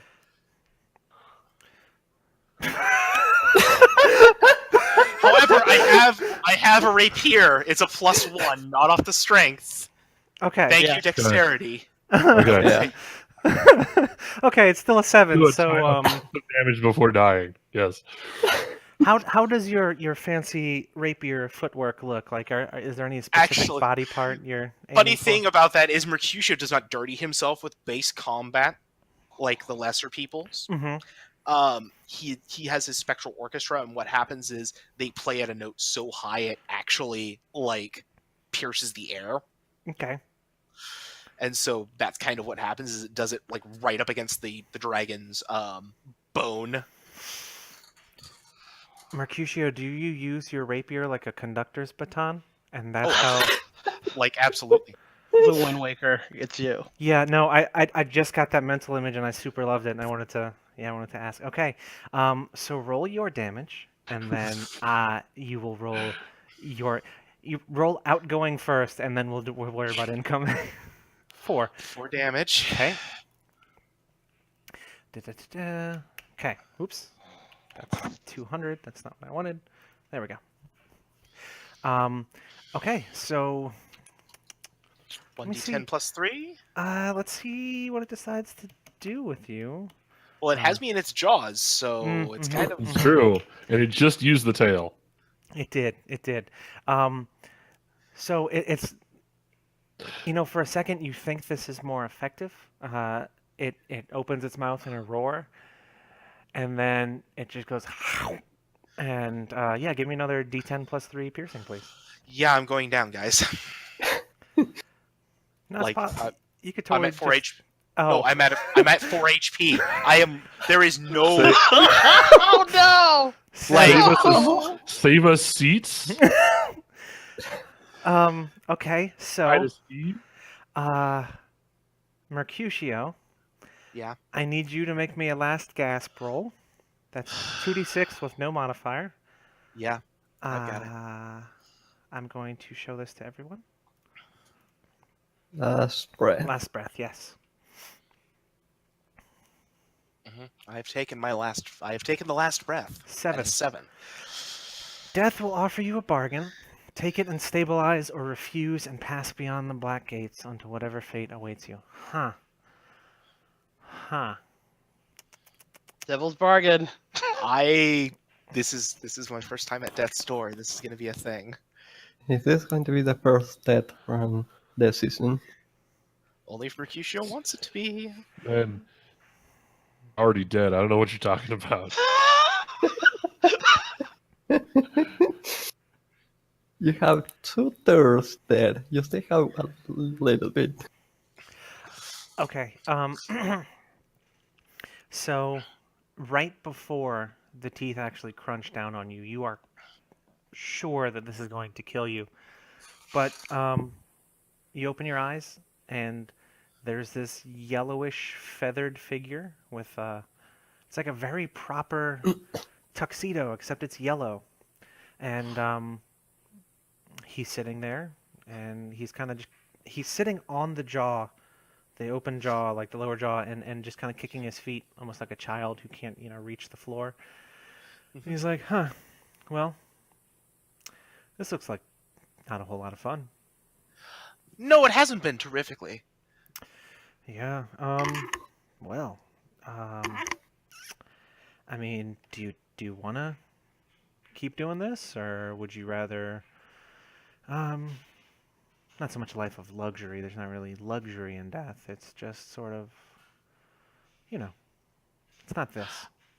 This isn't when I'm supposed to die. I thought. I mean, Oh, that's really it's very malleable. You would be surprised. but the old crone said that this wasn't. Oh, sometimes we misinform her as a joke. You would, jerks. Yes.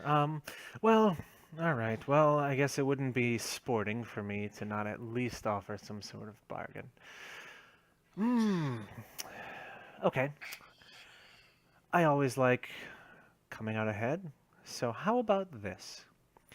If you know those two fish people, those interlopers into this realm? I'm sure you're acquainted with them. You've They're not the Glorious Masters? Oh, far from it. They were just the ones who, spoilers. I need you to accept this bargain, sight unseen, or you'll come with me. Your option. I take it. Okay, very well. You have, um, before you return to your spire, those two must be dead by your hand. I can work with that. Well, that was, frankly, it was easier than I was expecting. Pleasure to do Nobody business said I was a with you. good. Nobody said I was here to do good. Fair, fair. As long as whatever you do it well, then good is unimportant. Oh, absolutely. And he goes, "Oh yes, one last thing." And he taps you on the nose and he goes, "Boop," and you feel a feather spring up from your hair. Ooh, a sign of pleasure. Um, so yeah, roll me a d6, and that's how much health you're gonna have. Oh, this is gonna suck.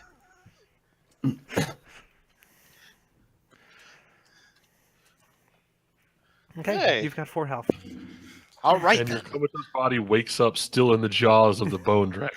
Yeah. Oh yes, you weren't promised a peaceful or enjoyable return, just that you would. Oh no. Let's all be honest about this. Jordan is This was- apparently in. Jordan just said "holy shit" in the chat when you just sight unseen took the deal. As soon as you said the phrase "sight unseen," I knew he was going to take it. Though is the thing. And Yeah, if you didn't think that was going to happen, you haven't been paying attention to Mercutio. oh no, I was completely okay with that. I just like the fact that it's fine. We'll talk about it afterwards. It's Yeah, fine. we'll talk later. Yes. Let's keep this moving. So Edmund and Gark, you guys, are free to act.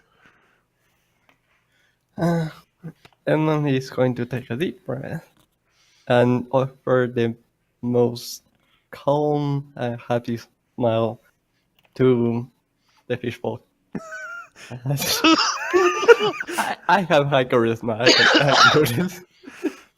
Oh Everything's- Jesus! Everything's going to be fine. Give him a little thumbs up. Oh, okay. So, you do have some distance between you and the dragon. Do you want to like stab at it, or fleeing is an option? Man, after I just died and came back, you better not be fleeing on me. I mean, his work and his future jobs depend on this. So, Yeah.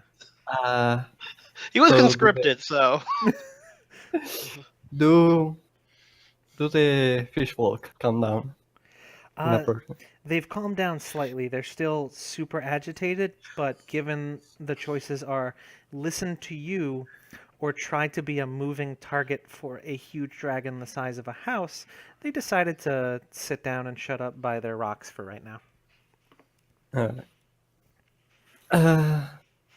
I guess that will be my move while trying to keep them calm. Not even going to try to help with the fight. Okay, are you gonna like try to defend them or just further soothe them, or what's the plan? Just trying to. Actually, Elden is going to grab the bag, and actually that. No, that was not going to work because he's weak as fuck. He was going to try to lift the folk and the bag at the same time, but he wouldn't manage. Mm. So he instead tries to look for a way out sneakily. Okay. That sounds like you'd want to assess the situation. So why don't you give me a discern realities, and we'll see Oh my god, if he what runs, we I'm can gonna- figure out. I'm going to add him to my list to kill. you can die with those I mean, fishes. You Honestly, can there's sleep. like Hey, there's like a dozen hit points left between the entire party at the end of this. You'll be fine. What? 5. Oh, great. Um. The oh, rest of us, oh. it'll be fine. Oh. Oh god. Um. Oh, boy. So you can ask one of those questions. You will be completely convinced that what I'm giving you is the right answer, and you get an extra XP if you act on it. Aaron, do you know the most evil thing you can do right now? Hmm. Because my head. Why don't you whisper it to me? I'm very curious. I don't know. What here is useful to me? Um, so there is a building that seems, for some reason, like the dragon is just not attacking it or crushing it. You would have to lead the fish people directly past its field of vision to get to it. But I mean, it seems secure for whatever reason, like right now, and you should totally, you should totally do that because it's better than hiding out in the open. You've got to cross the open, but it's totally fine. Also, if you The- follow this advice, you get an XP. Yeah, and I mean, Uh. fuck the fish people. You get an XP. Evan is going to look at the building and thereby get a fishbowl and just gesture her to follow and then runs towards the building. Yeah, so my idea was I can't figure out how to whisper in Roll20 because I'm a Luddite, but Oh, /W and then DM, I believe, or GM. the idea that I had was just find a way to get Edmund to kill them, so Mercutio can't. Oh, Oh, I'm gonna be so mad at you. No, that's not. this is basically going to be that. Fuck, I hate you all. Like you got there. I think. Okay, I got so it. so Edmund, I need you to make me a defy danger dexterity to make it for you to make it past the dragon safely. We'll figure out the others in a moment. 11, you are fine. Nice. You do like a cool duck and roll, like you're a gymnast, done. Obviously this worked out. It's a great plan. Boom, take an extra XP because you acted on that terrible information I just gave you. Yep, this is going to work just fine. Gark, Edmund just ran by you, and the fish people are making their way down the same path, which, according to, your kobold wayfinding skills, is a terrible fucking idea. All right, so in a slightly more comical replay of the last turn, what's going to happen is much shorter Gark, who's just a kobold like dragging a robe at this point, right? Is going to crack open another health vial, pour a little bit out for Phil this time, suck it back, and then he's just going to throw the glass vial at the dragon.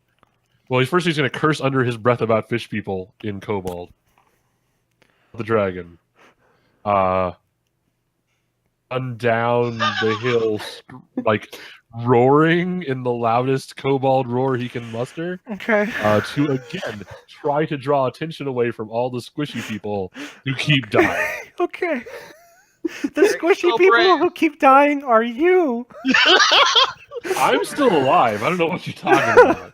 Sure. No, it's fine. please roll. Please roll your defend move. 4. Fuck, it's a 10. Yes. Okay. Something All right. finally worked, you guys. All right. I think I got my move. Wait, all right. I know what I'm doing. Oh. Okay. So Maybe save someone. Maybe. So Maybe. cinematically, this dragon is looking at the fish, and if it had a tongue, it would be licking where its lips would be. And it gets ready to like plot a way to kill them both in one swoop, and then this tiny thing wearing a way too big coat is there, and it's like, "Fuck you, you piece of shit!" I imagine, yeah, like, so I'm running down the hill, and this is like this cloak is fluttering behind me. It's like Yeah. sort of on fire, and then like a loose firework shoots out from one side and across the other one. One of the And I'm, pockets like, is smoldering. Like, it's not a great look. stumbling down this hill, like half drunk, half concussed, Yeah. to like go fight this thing that's like a billion times my size. Yeah, and I feel like if there was like album art for this episode, it would be the dragon like rearing back to swipe with one of its claws, and it's your tiny ass sitting there in front of it while two fish try to run by behind you. Yeah. Well, he's got Mercutio in the mouth still, right? Like, Yeah. it's, Yeah. Oh yeah. And you can see the tail in the background. And it's got like two lumps on it that you can't make out from this distance. So, yes. That was a good roll. So it's not gonna attack just yet. But Yup. yeah. Okay. So okay. it's definitely paying attention to you, and it looks like, well, you and the fish people. It looks like it's trying to size up the attack. So we're back at the top of the initiative. So whoever wants to act, feel free, and just I know need to that go before something bad happens. just know You that should definitely failures do may that, not yeah. happen to you specifically. Yes, I'm very well aware. Here is my plan. My plan is to get out of the dragon's jaws and volley the fish people. Okay. Can I offer you? Can I offer you a plan on top of that plan? But why? This one's perfect. No. Okay. Here's my Please do. plan. Please I do. think they can work together. I All right, would love Oswald is like inspired by Garrick. He really has the spirit of the kobold in him. I just love it. He's gonna try and get the dragon to crash into a building that someone may have hidden in. So yeah, I'm gonna try and convince the dragon to run headfirst into the building. but I need to get out of the dragon's jaws first. How? So- Well, fucking yell at it in Draconic. I'll just fucking parlay. Can I parlay it? I think I need to get out of the dragon's jaws before we start going. All right, fair. So yeah, extricate from dragon's jaws and volley fish. Okay. Let's- let's let's roll. The whole dynamic. Let's roll the volley, and then depending on okay, do you want to have your success at extricating yourself tied to the? Okay, well, shit. Okay. Sorry. No, you're fine. So, roll your damage.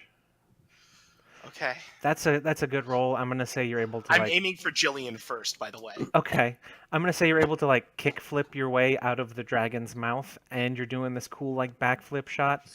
Yeah. Very Legolas. Well, two yeah, is and I'm enough going to seriously wound her, but Gark is defending. Yeah, it's true. but I'm an ally, and I'm going to make it look like I'm trying to shoot the dragon. Oh, whoops, Butterfingers. Are you an ally though? Is that still true? As far as you know, I am still an ally. Nobody heard that deal. It's just between me and David Bowie Death.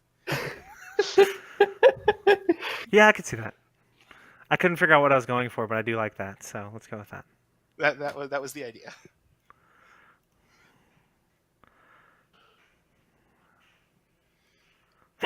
Oh, excuse me. So I'm the fish.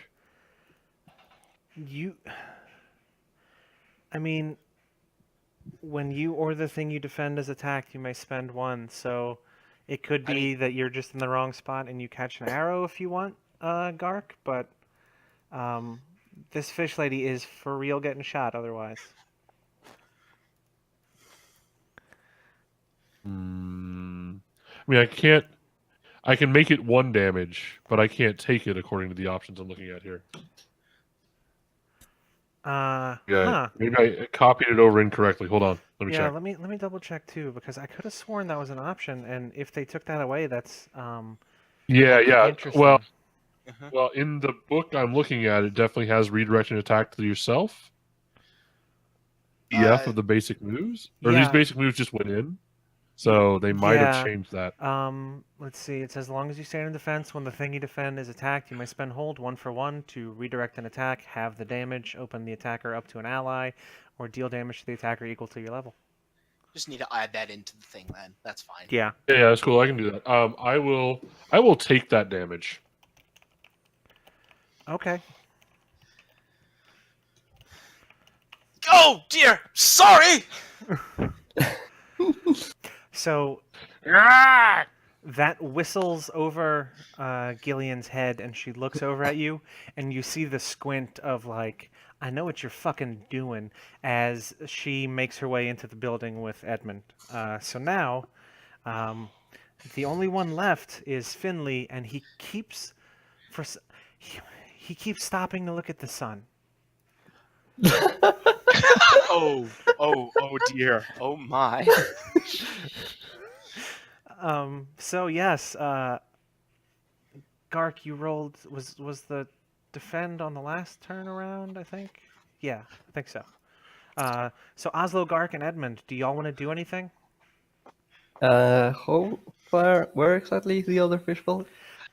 He's like barely cleared the building that y'all left, so he's got to walk across like a pretty wide thoroughfare to make it to you, and he keeps getting distracted. Like you could tell he's making mental notes of things, like maybe this is his first time topside, but now's not the fucking time, dude. Um, I am going to suck down another potion of healing. How many of these So fucking many. things do you have? 4 from my kit. Wait, from what kit? Wizard. Wizards get fucking 4 heal. Okay, that's fine. I have to kill you harder. Yeah, so I instead of leather armor, I chose bag of books, 5 uses, 2 weight. That's already Mhm. come up, and 3 healing potions, right? Mhm. And then I have a staff as my weapon. Doesn't matter. I'm never using it. And then choose 1 healing potion or 3 antitoxins. Oh, okay, that's fair. Okay, well, yeah, that's 4. Very nice. So I what have, this is my 3rd one. I will Okay. go back to 20 hit points. Okay. Shit. Uh, on the ground near me. Like, are you standing near me, Oslo? Yes. Are you real beat up? No, I'm pretty good. Okay, I'm very all right. I'm pretty all right. Well, then what I'm going to do is I'm going to pull out the crossbow I bought in town that's entirely too large, and I'm going to like Uh-huh. step a little kobold foot on the oh, that fucker, and I'm going to point it at the dragon, and I'm going to squawk the ancient challenge of my people that is like poop face, and then shoot him with the crossbow.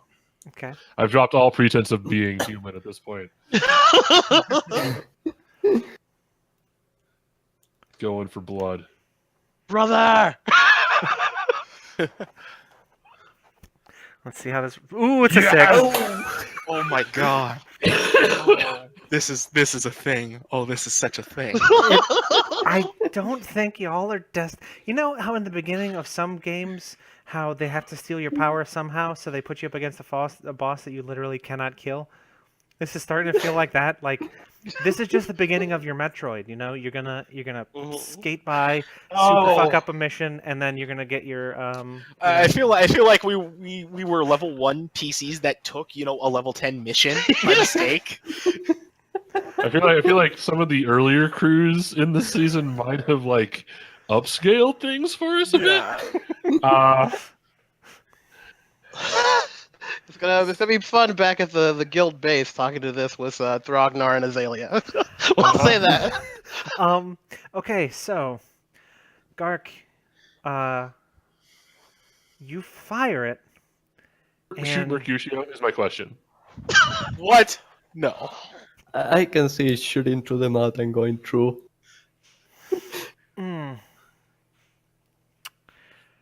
yes, that is good.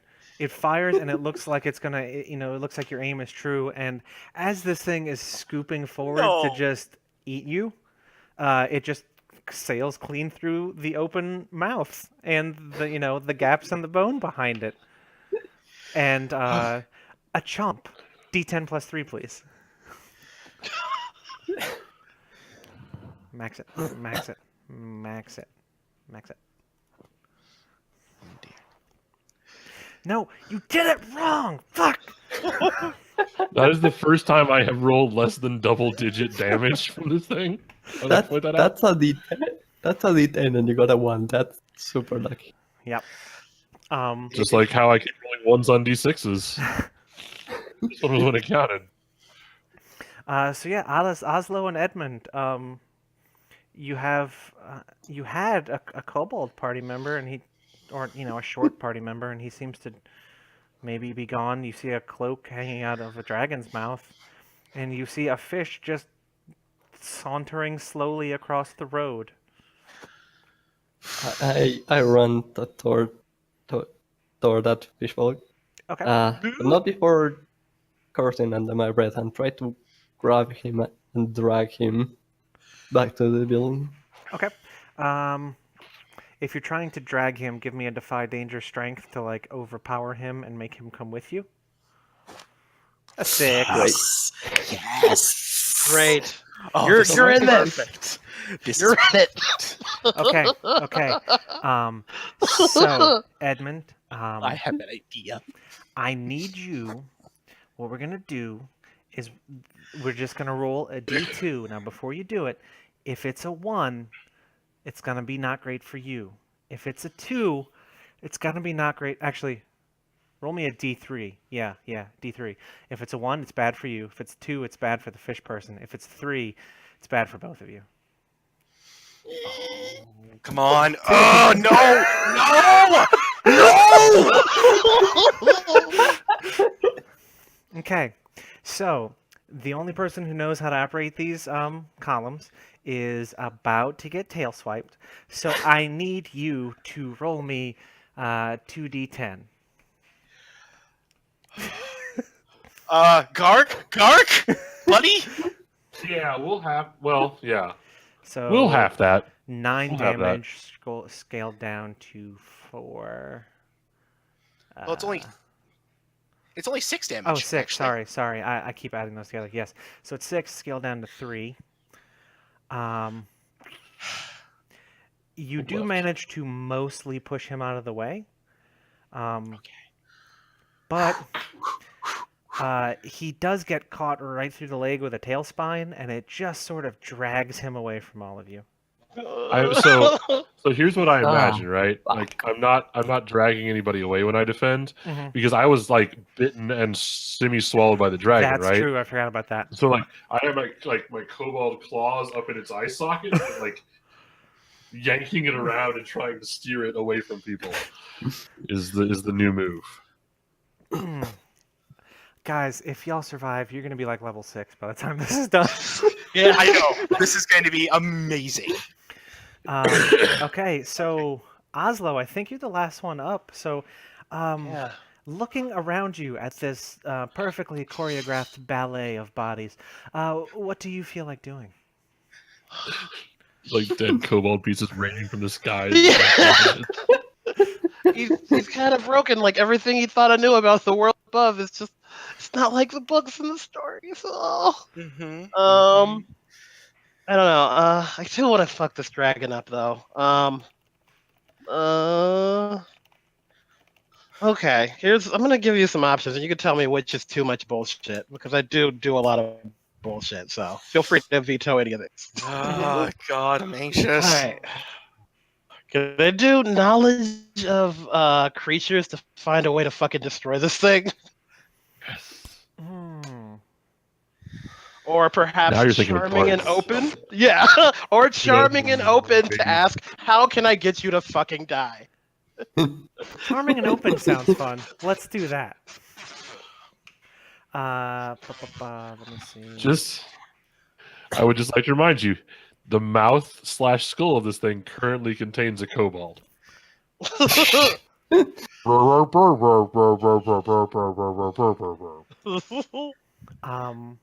So yes, charming and open. When you speak frankly with someone, you can ask their player a question from the list below. They must answer it truthfully. Then they may ask you a question from the list. So pick one of those off the list, and I will also ask you a question.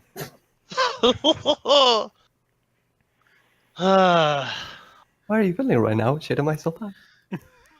How can I get you to leave? How can I get you to fucking go?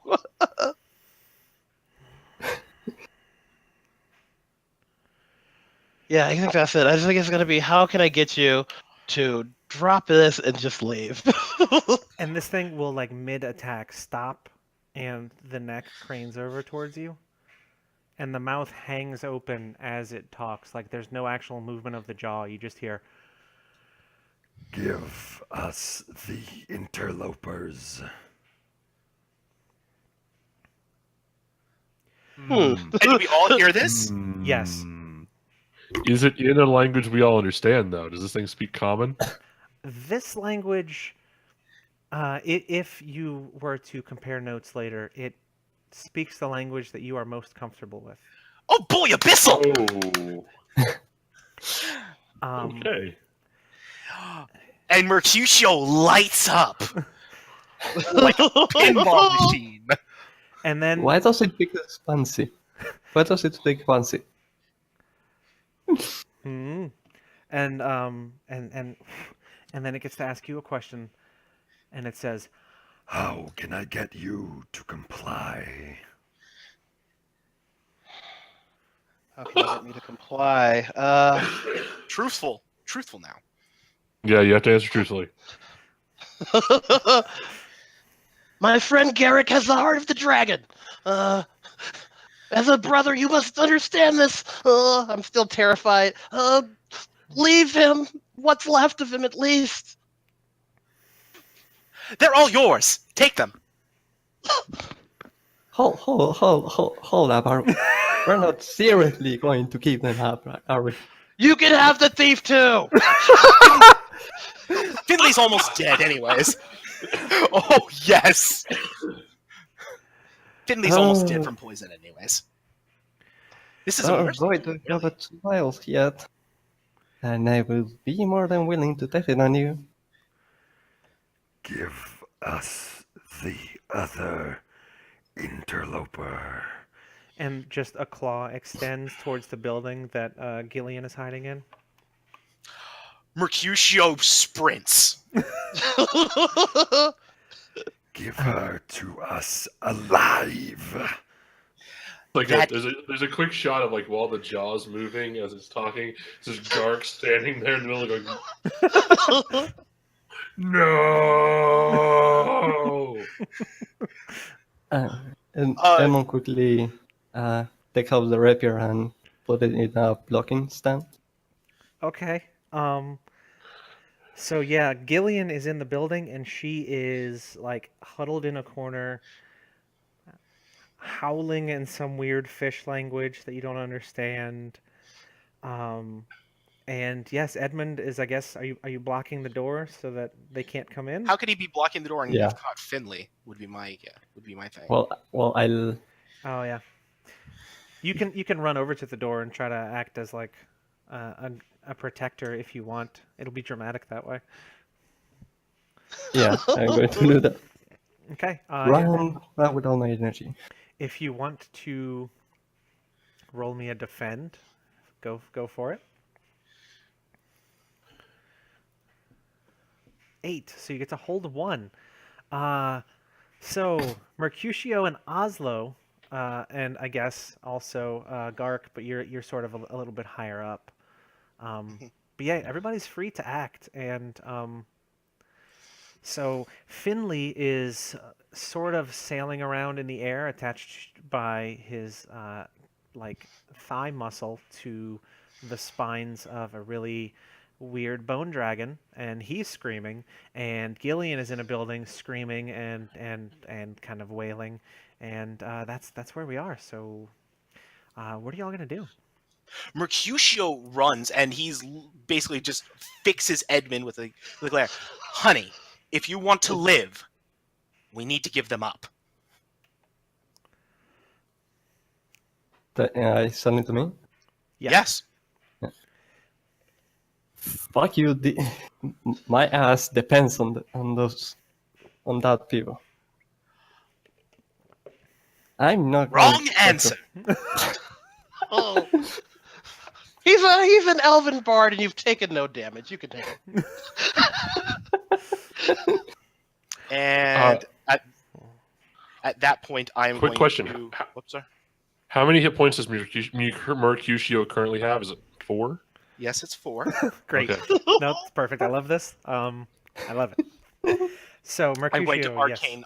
I'm going to arcane art Okay. and heal 8, or heal D8 to myself.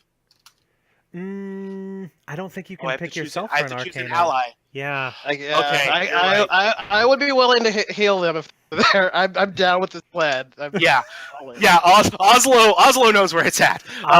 Okay, Yo, well, let's rewind real quick. Oslo, do you want to try to cast a little healing music while Mercutio is charging in? Yeah, I think I fucking rap a song about making deals. About hey, sometimes you gotta make a deal that's messy. I make a good pun about fist sticks. It's really good. Running with the devil, something, something. Yeah, it's totally. Mercutio's humming something about knowing when to hold them and knowing when to fold them. You rolled a 4. Of course. Okay, so I'm Can- going to give you an option for how this is going to work. Can I propose a thing? Hmm? I don't want to steal your thunder, but I have a. Throw me your idea, and I might add it to my pile of terrible fucking Oh. choices. So we already covered that Phil had an explosive, or Steve had an explosive when he got strapped to the dragon, right? Mhm. Yes. The kobolds are just mined, like go off later hmm if they go down. On the way, because I basically switched places in the mouth with Mercutio, right? Basically, yeah. It's a tree. What if, because of this Biffed arcane art roll, when I defend as Mercutio stabs at these people, which he's clearly about to do, Oh, he's not stabbing. He's not doing any stabbing right now. what if, because I can spend hold to deal my level in damage, which is only 1. hmm But what if we add a D4 to that? Because that would be the as the firecracker I slipped into Mercutio's pants goes off Mm.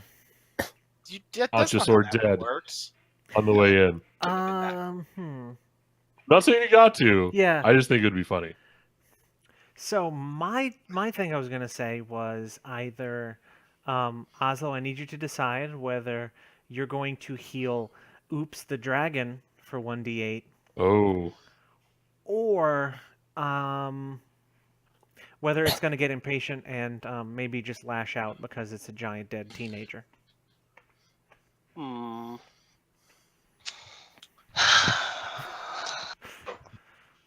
How much HP I got? I'm pretty good on HP, I guess.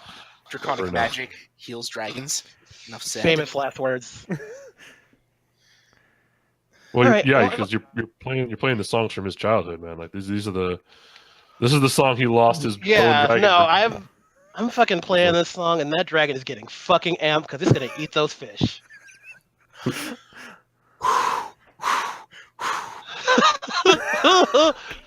You go, man. You got it. Those fish are yours. Oh my god. Okay. This is going on. This is the worst possible thing. So the dragon is better. Yeah. So Mercutio actually goes for Defy Danger to try and slip past him Okay. in this case, because God, fuck that. He knows he's fucked up. A straight up fight? Are you kidding? That's idiocy. Yeah. Suicide. So that'd probably be Dex if you want to weave around, or That shoulder is- charge would be Strength. Yep. Dex is looking like really what we want to do here. I don't normally encourage party members to attack each other, but this is one of those. I'm not attacking. No, I am I just mean, rolling against Mm. each other conflict, but it feels like If you it fits failed, here. you were going to get stabbed. Well, okay, so I'll give you an option since you stumble, hesitate, or flinch. He seems to just be anticipating a lot of your movements. So you can either risk it and get through after being attacked, or you can not make it through and then not get stabbed at. Basically, attack of opportunity or no is the option here. Okay. I'm going to propose a thing of my own. Okay. I want to stumble into him and go, "You idiot, I'm trying to get us out of this." And basically, we can buy a second worth of time if we make it look like we're complying. As he rolls into him. Otherwise, we'll go with the latter option of not taking an attack because Okay. Mercutio Well, let's say you don't take the attack and you get in close enough to actually say that when you're trying to dodge back and forth. Sure. Yeah. So Mercutio has been stymied temporarily. Edmund and Gark, what's going on, guys? I guess at this point I already by the door. I'm blocking it. Excuse me. Sorry, what'd you say? By this point, I guess I already reached the door and I am blocking the way. Yeah. Mercutio came up and is trying to get by you, but so far you've proved to be a pretty good doorstop, I guess. However, Uh, he is saying that no, this is a ploy, so that way we can make this work. I'm not letting you hurt them. Not with my ass in the line. All of our asses are on the line right now. If you haven't noticed. Oh, I can get away from this one, but not the other one. If I'm not getting away, you're not getting away. Do you understand me? Do you want to try me, bitch? It's on. Look, normally I'd be on for the drinks and dancing, but right now we really need to do something here. Don't you have like knife work skills or something like that? Make it work. Uh, And then you stab him.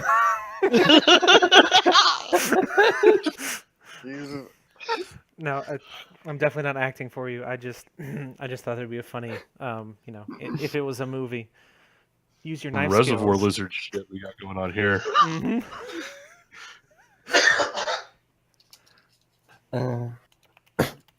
Is anyone else going to try something in the meantime, or? I think it's just you and Gark. So, I guess it's really up to you how you want to respond to Mercutio getting in your face, and Gark, you're kind of getting chomped. How's it going, man? Yeah, so the only thing I can think of with Gark is like just smoke bomb class. Like Okay. this is a situation he wants no part of at Okay. this point. Clearly we are completely outmatched by this thing, but he doesn't want to sell out the fish people either. So you're I going. feel like You're going to like smoke bomb your way out of the mouth and then run. yeah. Well, yeah, like in my head, optimal outcome is like I let go of the dragon, I fall out of the dragon's mouth, and then just like literally just smoke bomb, and then when the smoke clears, there's like cloaks and books, Okay. and I'm out. Okay. Why don't you roll that for me? God, if Looks you like- fuck this up. Part of the night. By danger of some sort. No spells left. Like all my spells are dead now because I rolled 6 Burned all your of them. spells. Oh. Give me a quick second. Yep, there'd be a Defy Danger Dex, I think, for getting out of there. We'll just say it's a smoke bomb if you can roll high enough. 7. Ooh. Oh dear. Okay, so you get out of the mouth. And your options are as follows. Either you hurt yourself on the way down, but it doesn't notice you, or you aren't hurt, but it knows where you went. Okay with getting hurt on the way down if it doesn't know where I wound up. Okay. Do me like a d6 plus 3 because you're kind of on one of those teeth, and it's piercing to get off of it. 6. So Maybe my cloak's like hanging from the tooth yeah, when I disappear. Yeah. you can hear the wind kind of rattle through the non-existent lungs, and she goes, We tire of these games. Give us the interlopers, or the deal will be null, and your lives will be forfeit. If you I'm don't not want, telling. if you don't want to die, you can either run or you can fight this thing right now. I am not your enemy here. You Is there seem so any eager. deal I can make with Edmund here? That is entirely up to in-character stuff. In Yeah. fact, if y'all want to talk that through real quick, I have to go run to the restroom for a moment, so y'all do that, and I'll be right back. Yeah, just playing Oslo's alignment here. Diffuse the conflict or situation. Is there any way he could like fucking sell you on letting this fishman go? I'm listening. he's like the little kobold is like desperate, like scratching his neck, like anything, money, wealth. We can make this happen. Just I don't want everyone to die. Yes. What do you have on you right now? He just fishes through Mercutio pulls a purse out. like 10 gold coins. All of this, everything in this pouch. I'll take that. And then we'll just extend the hands to grab it. I hold it back. Yeah. Mother Mercutio didn't raise no dumb elves. Edmund puts the rapier on the guard and holds the hand like up, like I'm not doing anything, with the other extended hand. If the rapier is on the ground and you don't have your hand on anything else, then I will hand the purse over. You're going to make me operate, aren't you? What's And then that? she takes out the rapier and tosses it in his direction, and then it's the bow from his back and tosses it in his direction as well. Now the gold. Oh, he hands it over at that point. Emon grabs it and she steps out of the way of the door. And Mercutio goes for Gillian.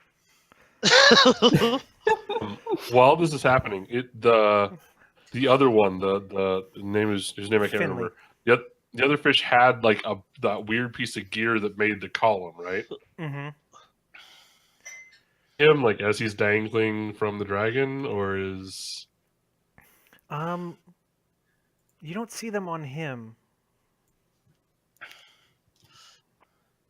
because I as the shiny little or as the tiny kobold wizard person, I would definitely be keeping an eye out for that as I sprint away from danger.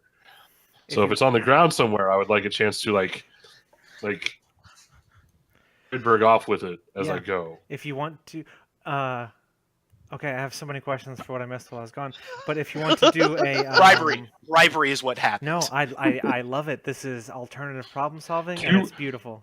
Two bards made a deal with the rogue to not get eaten by a dragon. Is what happened. If you want to give me a discern realities. By the way, how much gold do you give me? Have 48 coin. Damn. 48? Nice. Yeah. Mercutio really wants to live. 7.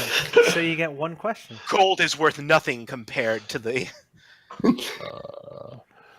What here is useful or valuable to me seems to be the pertinent question. Well, there's the rapier I drop and the bow. Yes, there is a whole adventurer's worth of gear on the ground. There's also a backpack with what seems to be 1 or 2 of the devices in it. All right. And there is an exit back towards the way you came that seems to be rapidly closing. I will grab the. I will take my tiny little kobold legs, sprint them over to the backpack, grab it, and then book for the exit. Okay, so you're like heading back to the Menanke? Yeah, I'm gone. I'm out of here. Oh yeah, totally. Go with your little kobold gods. Yep. Okay, no, this is okay. So, yeah, I'm not even gonna make you roll for it. You successfully gone. I'm gonna take you out of the initiative order then. I'm for, out. For all for all intents and purposes, Gark with only one A this time, managed to escape. So there's 3 of you And I didn't left. sell any fish people to be eaten by a dragon, so You did not. Yeah. Um. Wow. Okay. So what there's 3 of you left. What are y'all doing? Yeah. Mercutio has gone in and grabbed Gillian at this point, Okay. Uh, and uh, he leads her out Okay. and brings her before the dragon. Okay. Is anybody going to intervene in this, or are y'all just gonna let it in the meantime, Yelnan is going to grab the bow and the rapier that he dropped Mm-hmm. and choose shoot them both, basically. And what? Are Sorry, you, it wait, cut you're out. shooting, Uh, shooting who? She put away. Oh, you're gonna Okay. Oh, put 'em okay. away. Yeah, he's Okay, running. cool. He's tweedling. Great. Okay. Beautiful. yeah, no, Wow. the accent Y'all. made that a very tense moment because I had to wait for a moment, but yeah, Yeah. no, great. Cool. For a second, I thought you I said definitely heard I shoot them both. yeah. Yeah, that's no. And I was like, Which would have fuck been yes. glorious. Fuck That yes. would have been absolutely. Oh man, that would have been Just terrible. shoot But- Mercutio in the face, shoot the fish in the face, and you die with your middle finger extended to a bone dragon. No, no, we are not. We are not a kinder, gentler party here. No. If you- Okay, so It's become fiasco at the very end is what I want to know. This has. I don't know how it happened, but I do love it. And the debrief for this one is gonna be special. Yes, it is. Oh my, yes. So yeah, Mercutio goes. Our deal is sealed. Both have been delivered. I will return with my prey. All right. Well, see you later then. And he Um, kind of pushes her towards the dragon as he scarpers off. Yeah, he tilts his head sideways and goes to like picks Gillian up very gently. Like I don't know if you've ever seen an alligator picking up its babies. Like it's got this weird thing it does where it doesn't kill him. But basically he just kind of slowly bops his head back, and then a few seconds later she appears in the ribcage prison, and you see Finley, like the tail swings around, and Finley is pinned down with a claw as the spine is like ripped out of his leg as the tail goes back to, where it's supposed to be, and he gobbles Finley up too, and Finley's not looking good. Like he's really pale, and I mean, it looks like he's fading in and out, and he's staring at the sun now, and the thing extends these shadowy, wispy wings and flaps a few times and takes off and leaves. Well, he looks to Oslo. That could have gone better. Now, for the record, I did try to stop her, so make sure to tell Ash that. Oh, he's not going to say boo about trying to stop anything. The fisherman got killed. We tried. We just weren't strong enough to survive the onslaught, unfortunately. Yes, we tried our best. Yes, we tried our very level-headed best. It was just unfortunate, and we shall pour out libations for Gillian and Finley. Yes, that was their names. I do it very solemnly. I say, take chains off. Take minks off. We stifling fools. Come for your jewels, your life, or your jewels. And suffer no fools. Come, little Yes, Oslo. I exactly. think it's time to go home. Yeah, so you all return, Heroic. very much worse for wear. Ash and the kobold emissary guy meet you at the door, and the kobold shakes hands with Gark and with Oslo, and he says hi to the others. And he says, "It's this mission very important to establish relations with the topsider races, and where where are your escorts? Where are they?" It is Oh, it was tragic. You had no idea. lamentable. Absolutely lamentable. The thing I shall be writing a dirge for. Oh yeah, if you had been there. We wish we had had some beings of your lordly caliber there. A great creature, a terrible Dracolich. Yes, a Dracolich came and like a basically his spectral orchestra starts playing this somber tune. Came, swooped in on its fell wings, spouring out gibbering masses, and they fell upon us like a black tide. We tried to fight our way through, but the thing devoured them whole, and we barely survived. There was Garg nothing we could do. looks right at Ash and the Kobold Emissary, and then sort of like throws a thumb over his shoulder towards Mercutio. That guy fed him to the dragon. Excuse me? What slanderous behavior is this? Don't I watch did it my happen. level best to save everybody. And this little human is trying to besmirch my good name. We all would have died out there had it not been for their noble Ash holds her hand up sacrifices. and she goes, "We are going to have a very long talk in the morning. For now, I need to figure out how we're going to fix this bullshit, because I assured the Exalted Ones that we would bring their people back intact and that we would have a report on the technology. Did the technology at least work?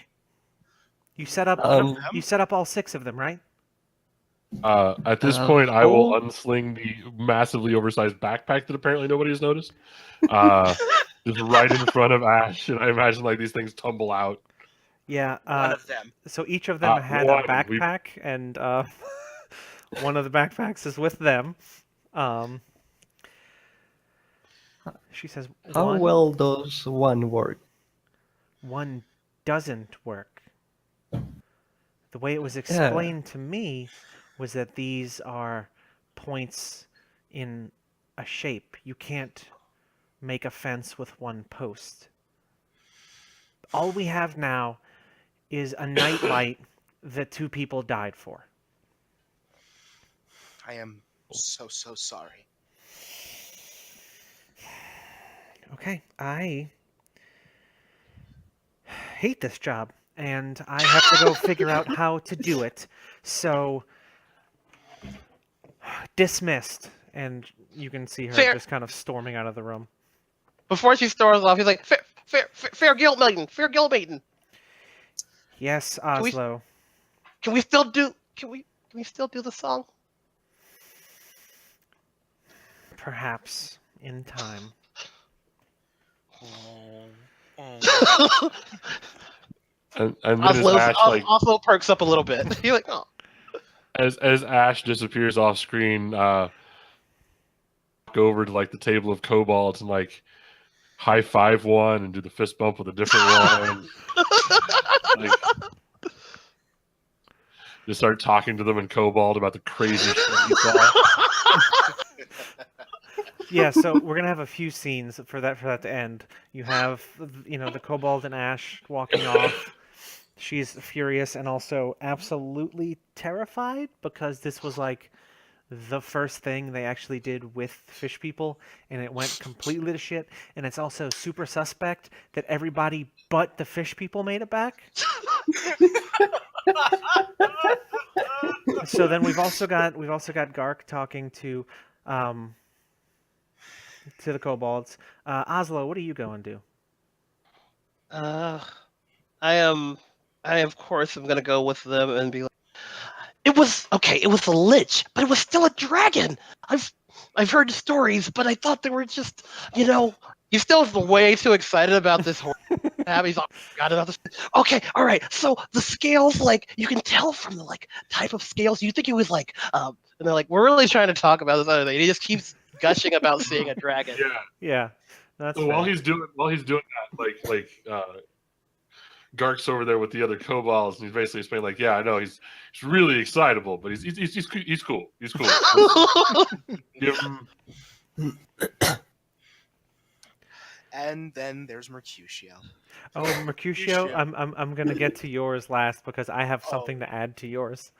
Oh dear, this is going to be fascinating. Yes, Edmund, what do you do when you get back after your very eventful first outing? I'm going to look for the car captain Mm-hmm. that caught me, and I innocently approach him and say, "Hey, so Ash might not be giving the best answer, so here's 60 gold just as a sign of goodwill."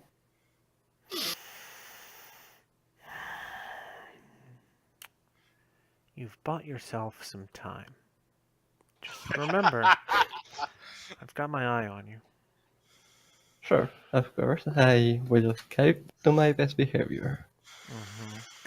Next time you fuck up, it's gonna cost you double. And he just turns around and walks away. That went better than I expected, but not the best. Mercutio, what are you doing when you return?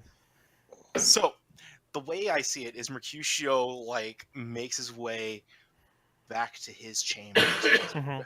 Kind of looks very forlorn down, just and he slides the door shut and kind of leans down back against it.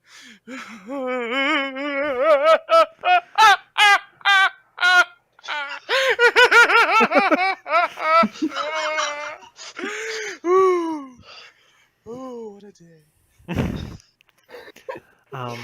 And after you laugh and kind of take a deep breath, you look and there's a humanoid figure, feathery hair, yellow tuxedo, sitting on your bed. And he goes, Mercutio, Mhm. I thought our deal was simple. It was very simple. They are dead by my hand. I handed them right over to die.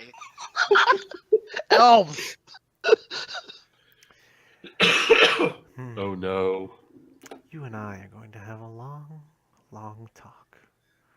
And we're going to have a while to do it. And he snaps his fingers, and for Mercutio, everything kind of fades to white. And that's where we're going to end the session. Oh boy. So, let's go through the end of session XP stuff. Gark, what is your alignment and XP trigger? My alignment XP trigger is neutral. Discover something about a magical mystery. Sun, Bone Dragon, and the columns things were all. No, that fits. That works for me. Mercutio? Chaotic. Spur others to significant and unplanned decisive action. It's pretty good. I don't know. Name one time that happened. Do you want them in bullet points or alphabet? Oh, no, that's beautiful. Okay. Oslo.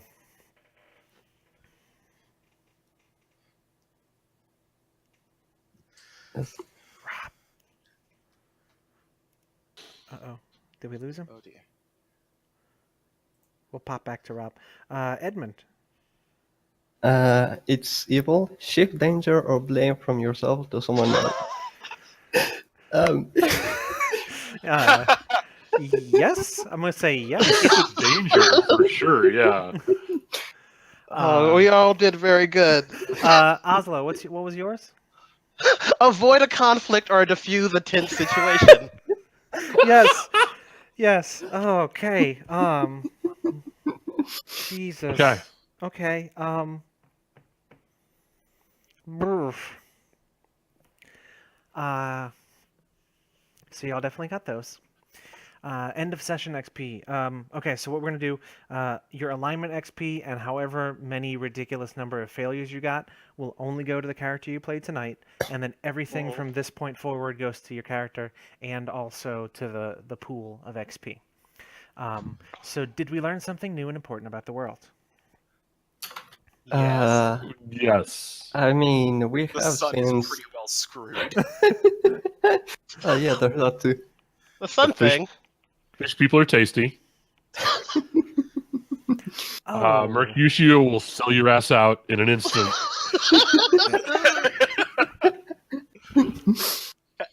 If it's down to you or him, guess what? It ain't gonna be him. after we sign off, I have so many things to tell you about what they're gonna do for those fish people. Oh, it's terrible. Did we overcome a notable monster or enemy? No. No. Did we loot a memorable treasure? Addressed. I guess y'all do have those pillar Pillars. things. Yes, I'm gonna say yes for that. As far as mission XP, you get 1 XP for taking the mission. End of And that's statement. about it. Okay, so you get 3 XP total to go into your pool. Mm-hmm. And Secret Yeah. triggers, did we? no, you did not. Oh God, no! We didn't even make it out of the gates. Are you kidding? Yeah. Okay, so there was a combat part for the second one. The third one had like a puzzle. There was other shit planned. Stuff just went south immediately. We went full paranoia. Yes. So what we're going to do is we're going to end this session here. Thank you to everybody who tuned in, whether via live video or YouTube or Twitch later, or listening to the audio on our podcast feed. We sincerely appreciate your support, whether it's by word of mouth, your continued attendance and absorption of our materials, or whether you are one of those awesome people who decides to contribute to us monetarily. We have the Patreon at patreon.com/thatdnd podcast. And on Twitch, we can also accept subscribers and bits, which I think are like pennies or something. I really still haven't figured out bits. I'm old. I'm an old. But if you are watching this, please tune in Friday at 9:30 Eastern instead of 9 o'clock Eastern, where we will be interviewing Jerry Holkins of Penny Arcade fame and asking him a bunch of stuff about DMing and inspiration and what kind of karate his kid does and all kinds of weird shit. And And whether he's worried about maintaining dominance within the family. Yes, and we may be, we might try to convince him to sing for us. So it could be fun. I'm pretty sure it will be fun because Jerry's a rad dude. But yes, thank you all, and have a good night.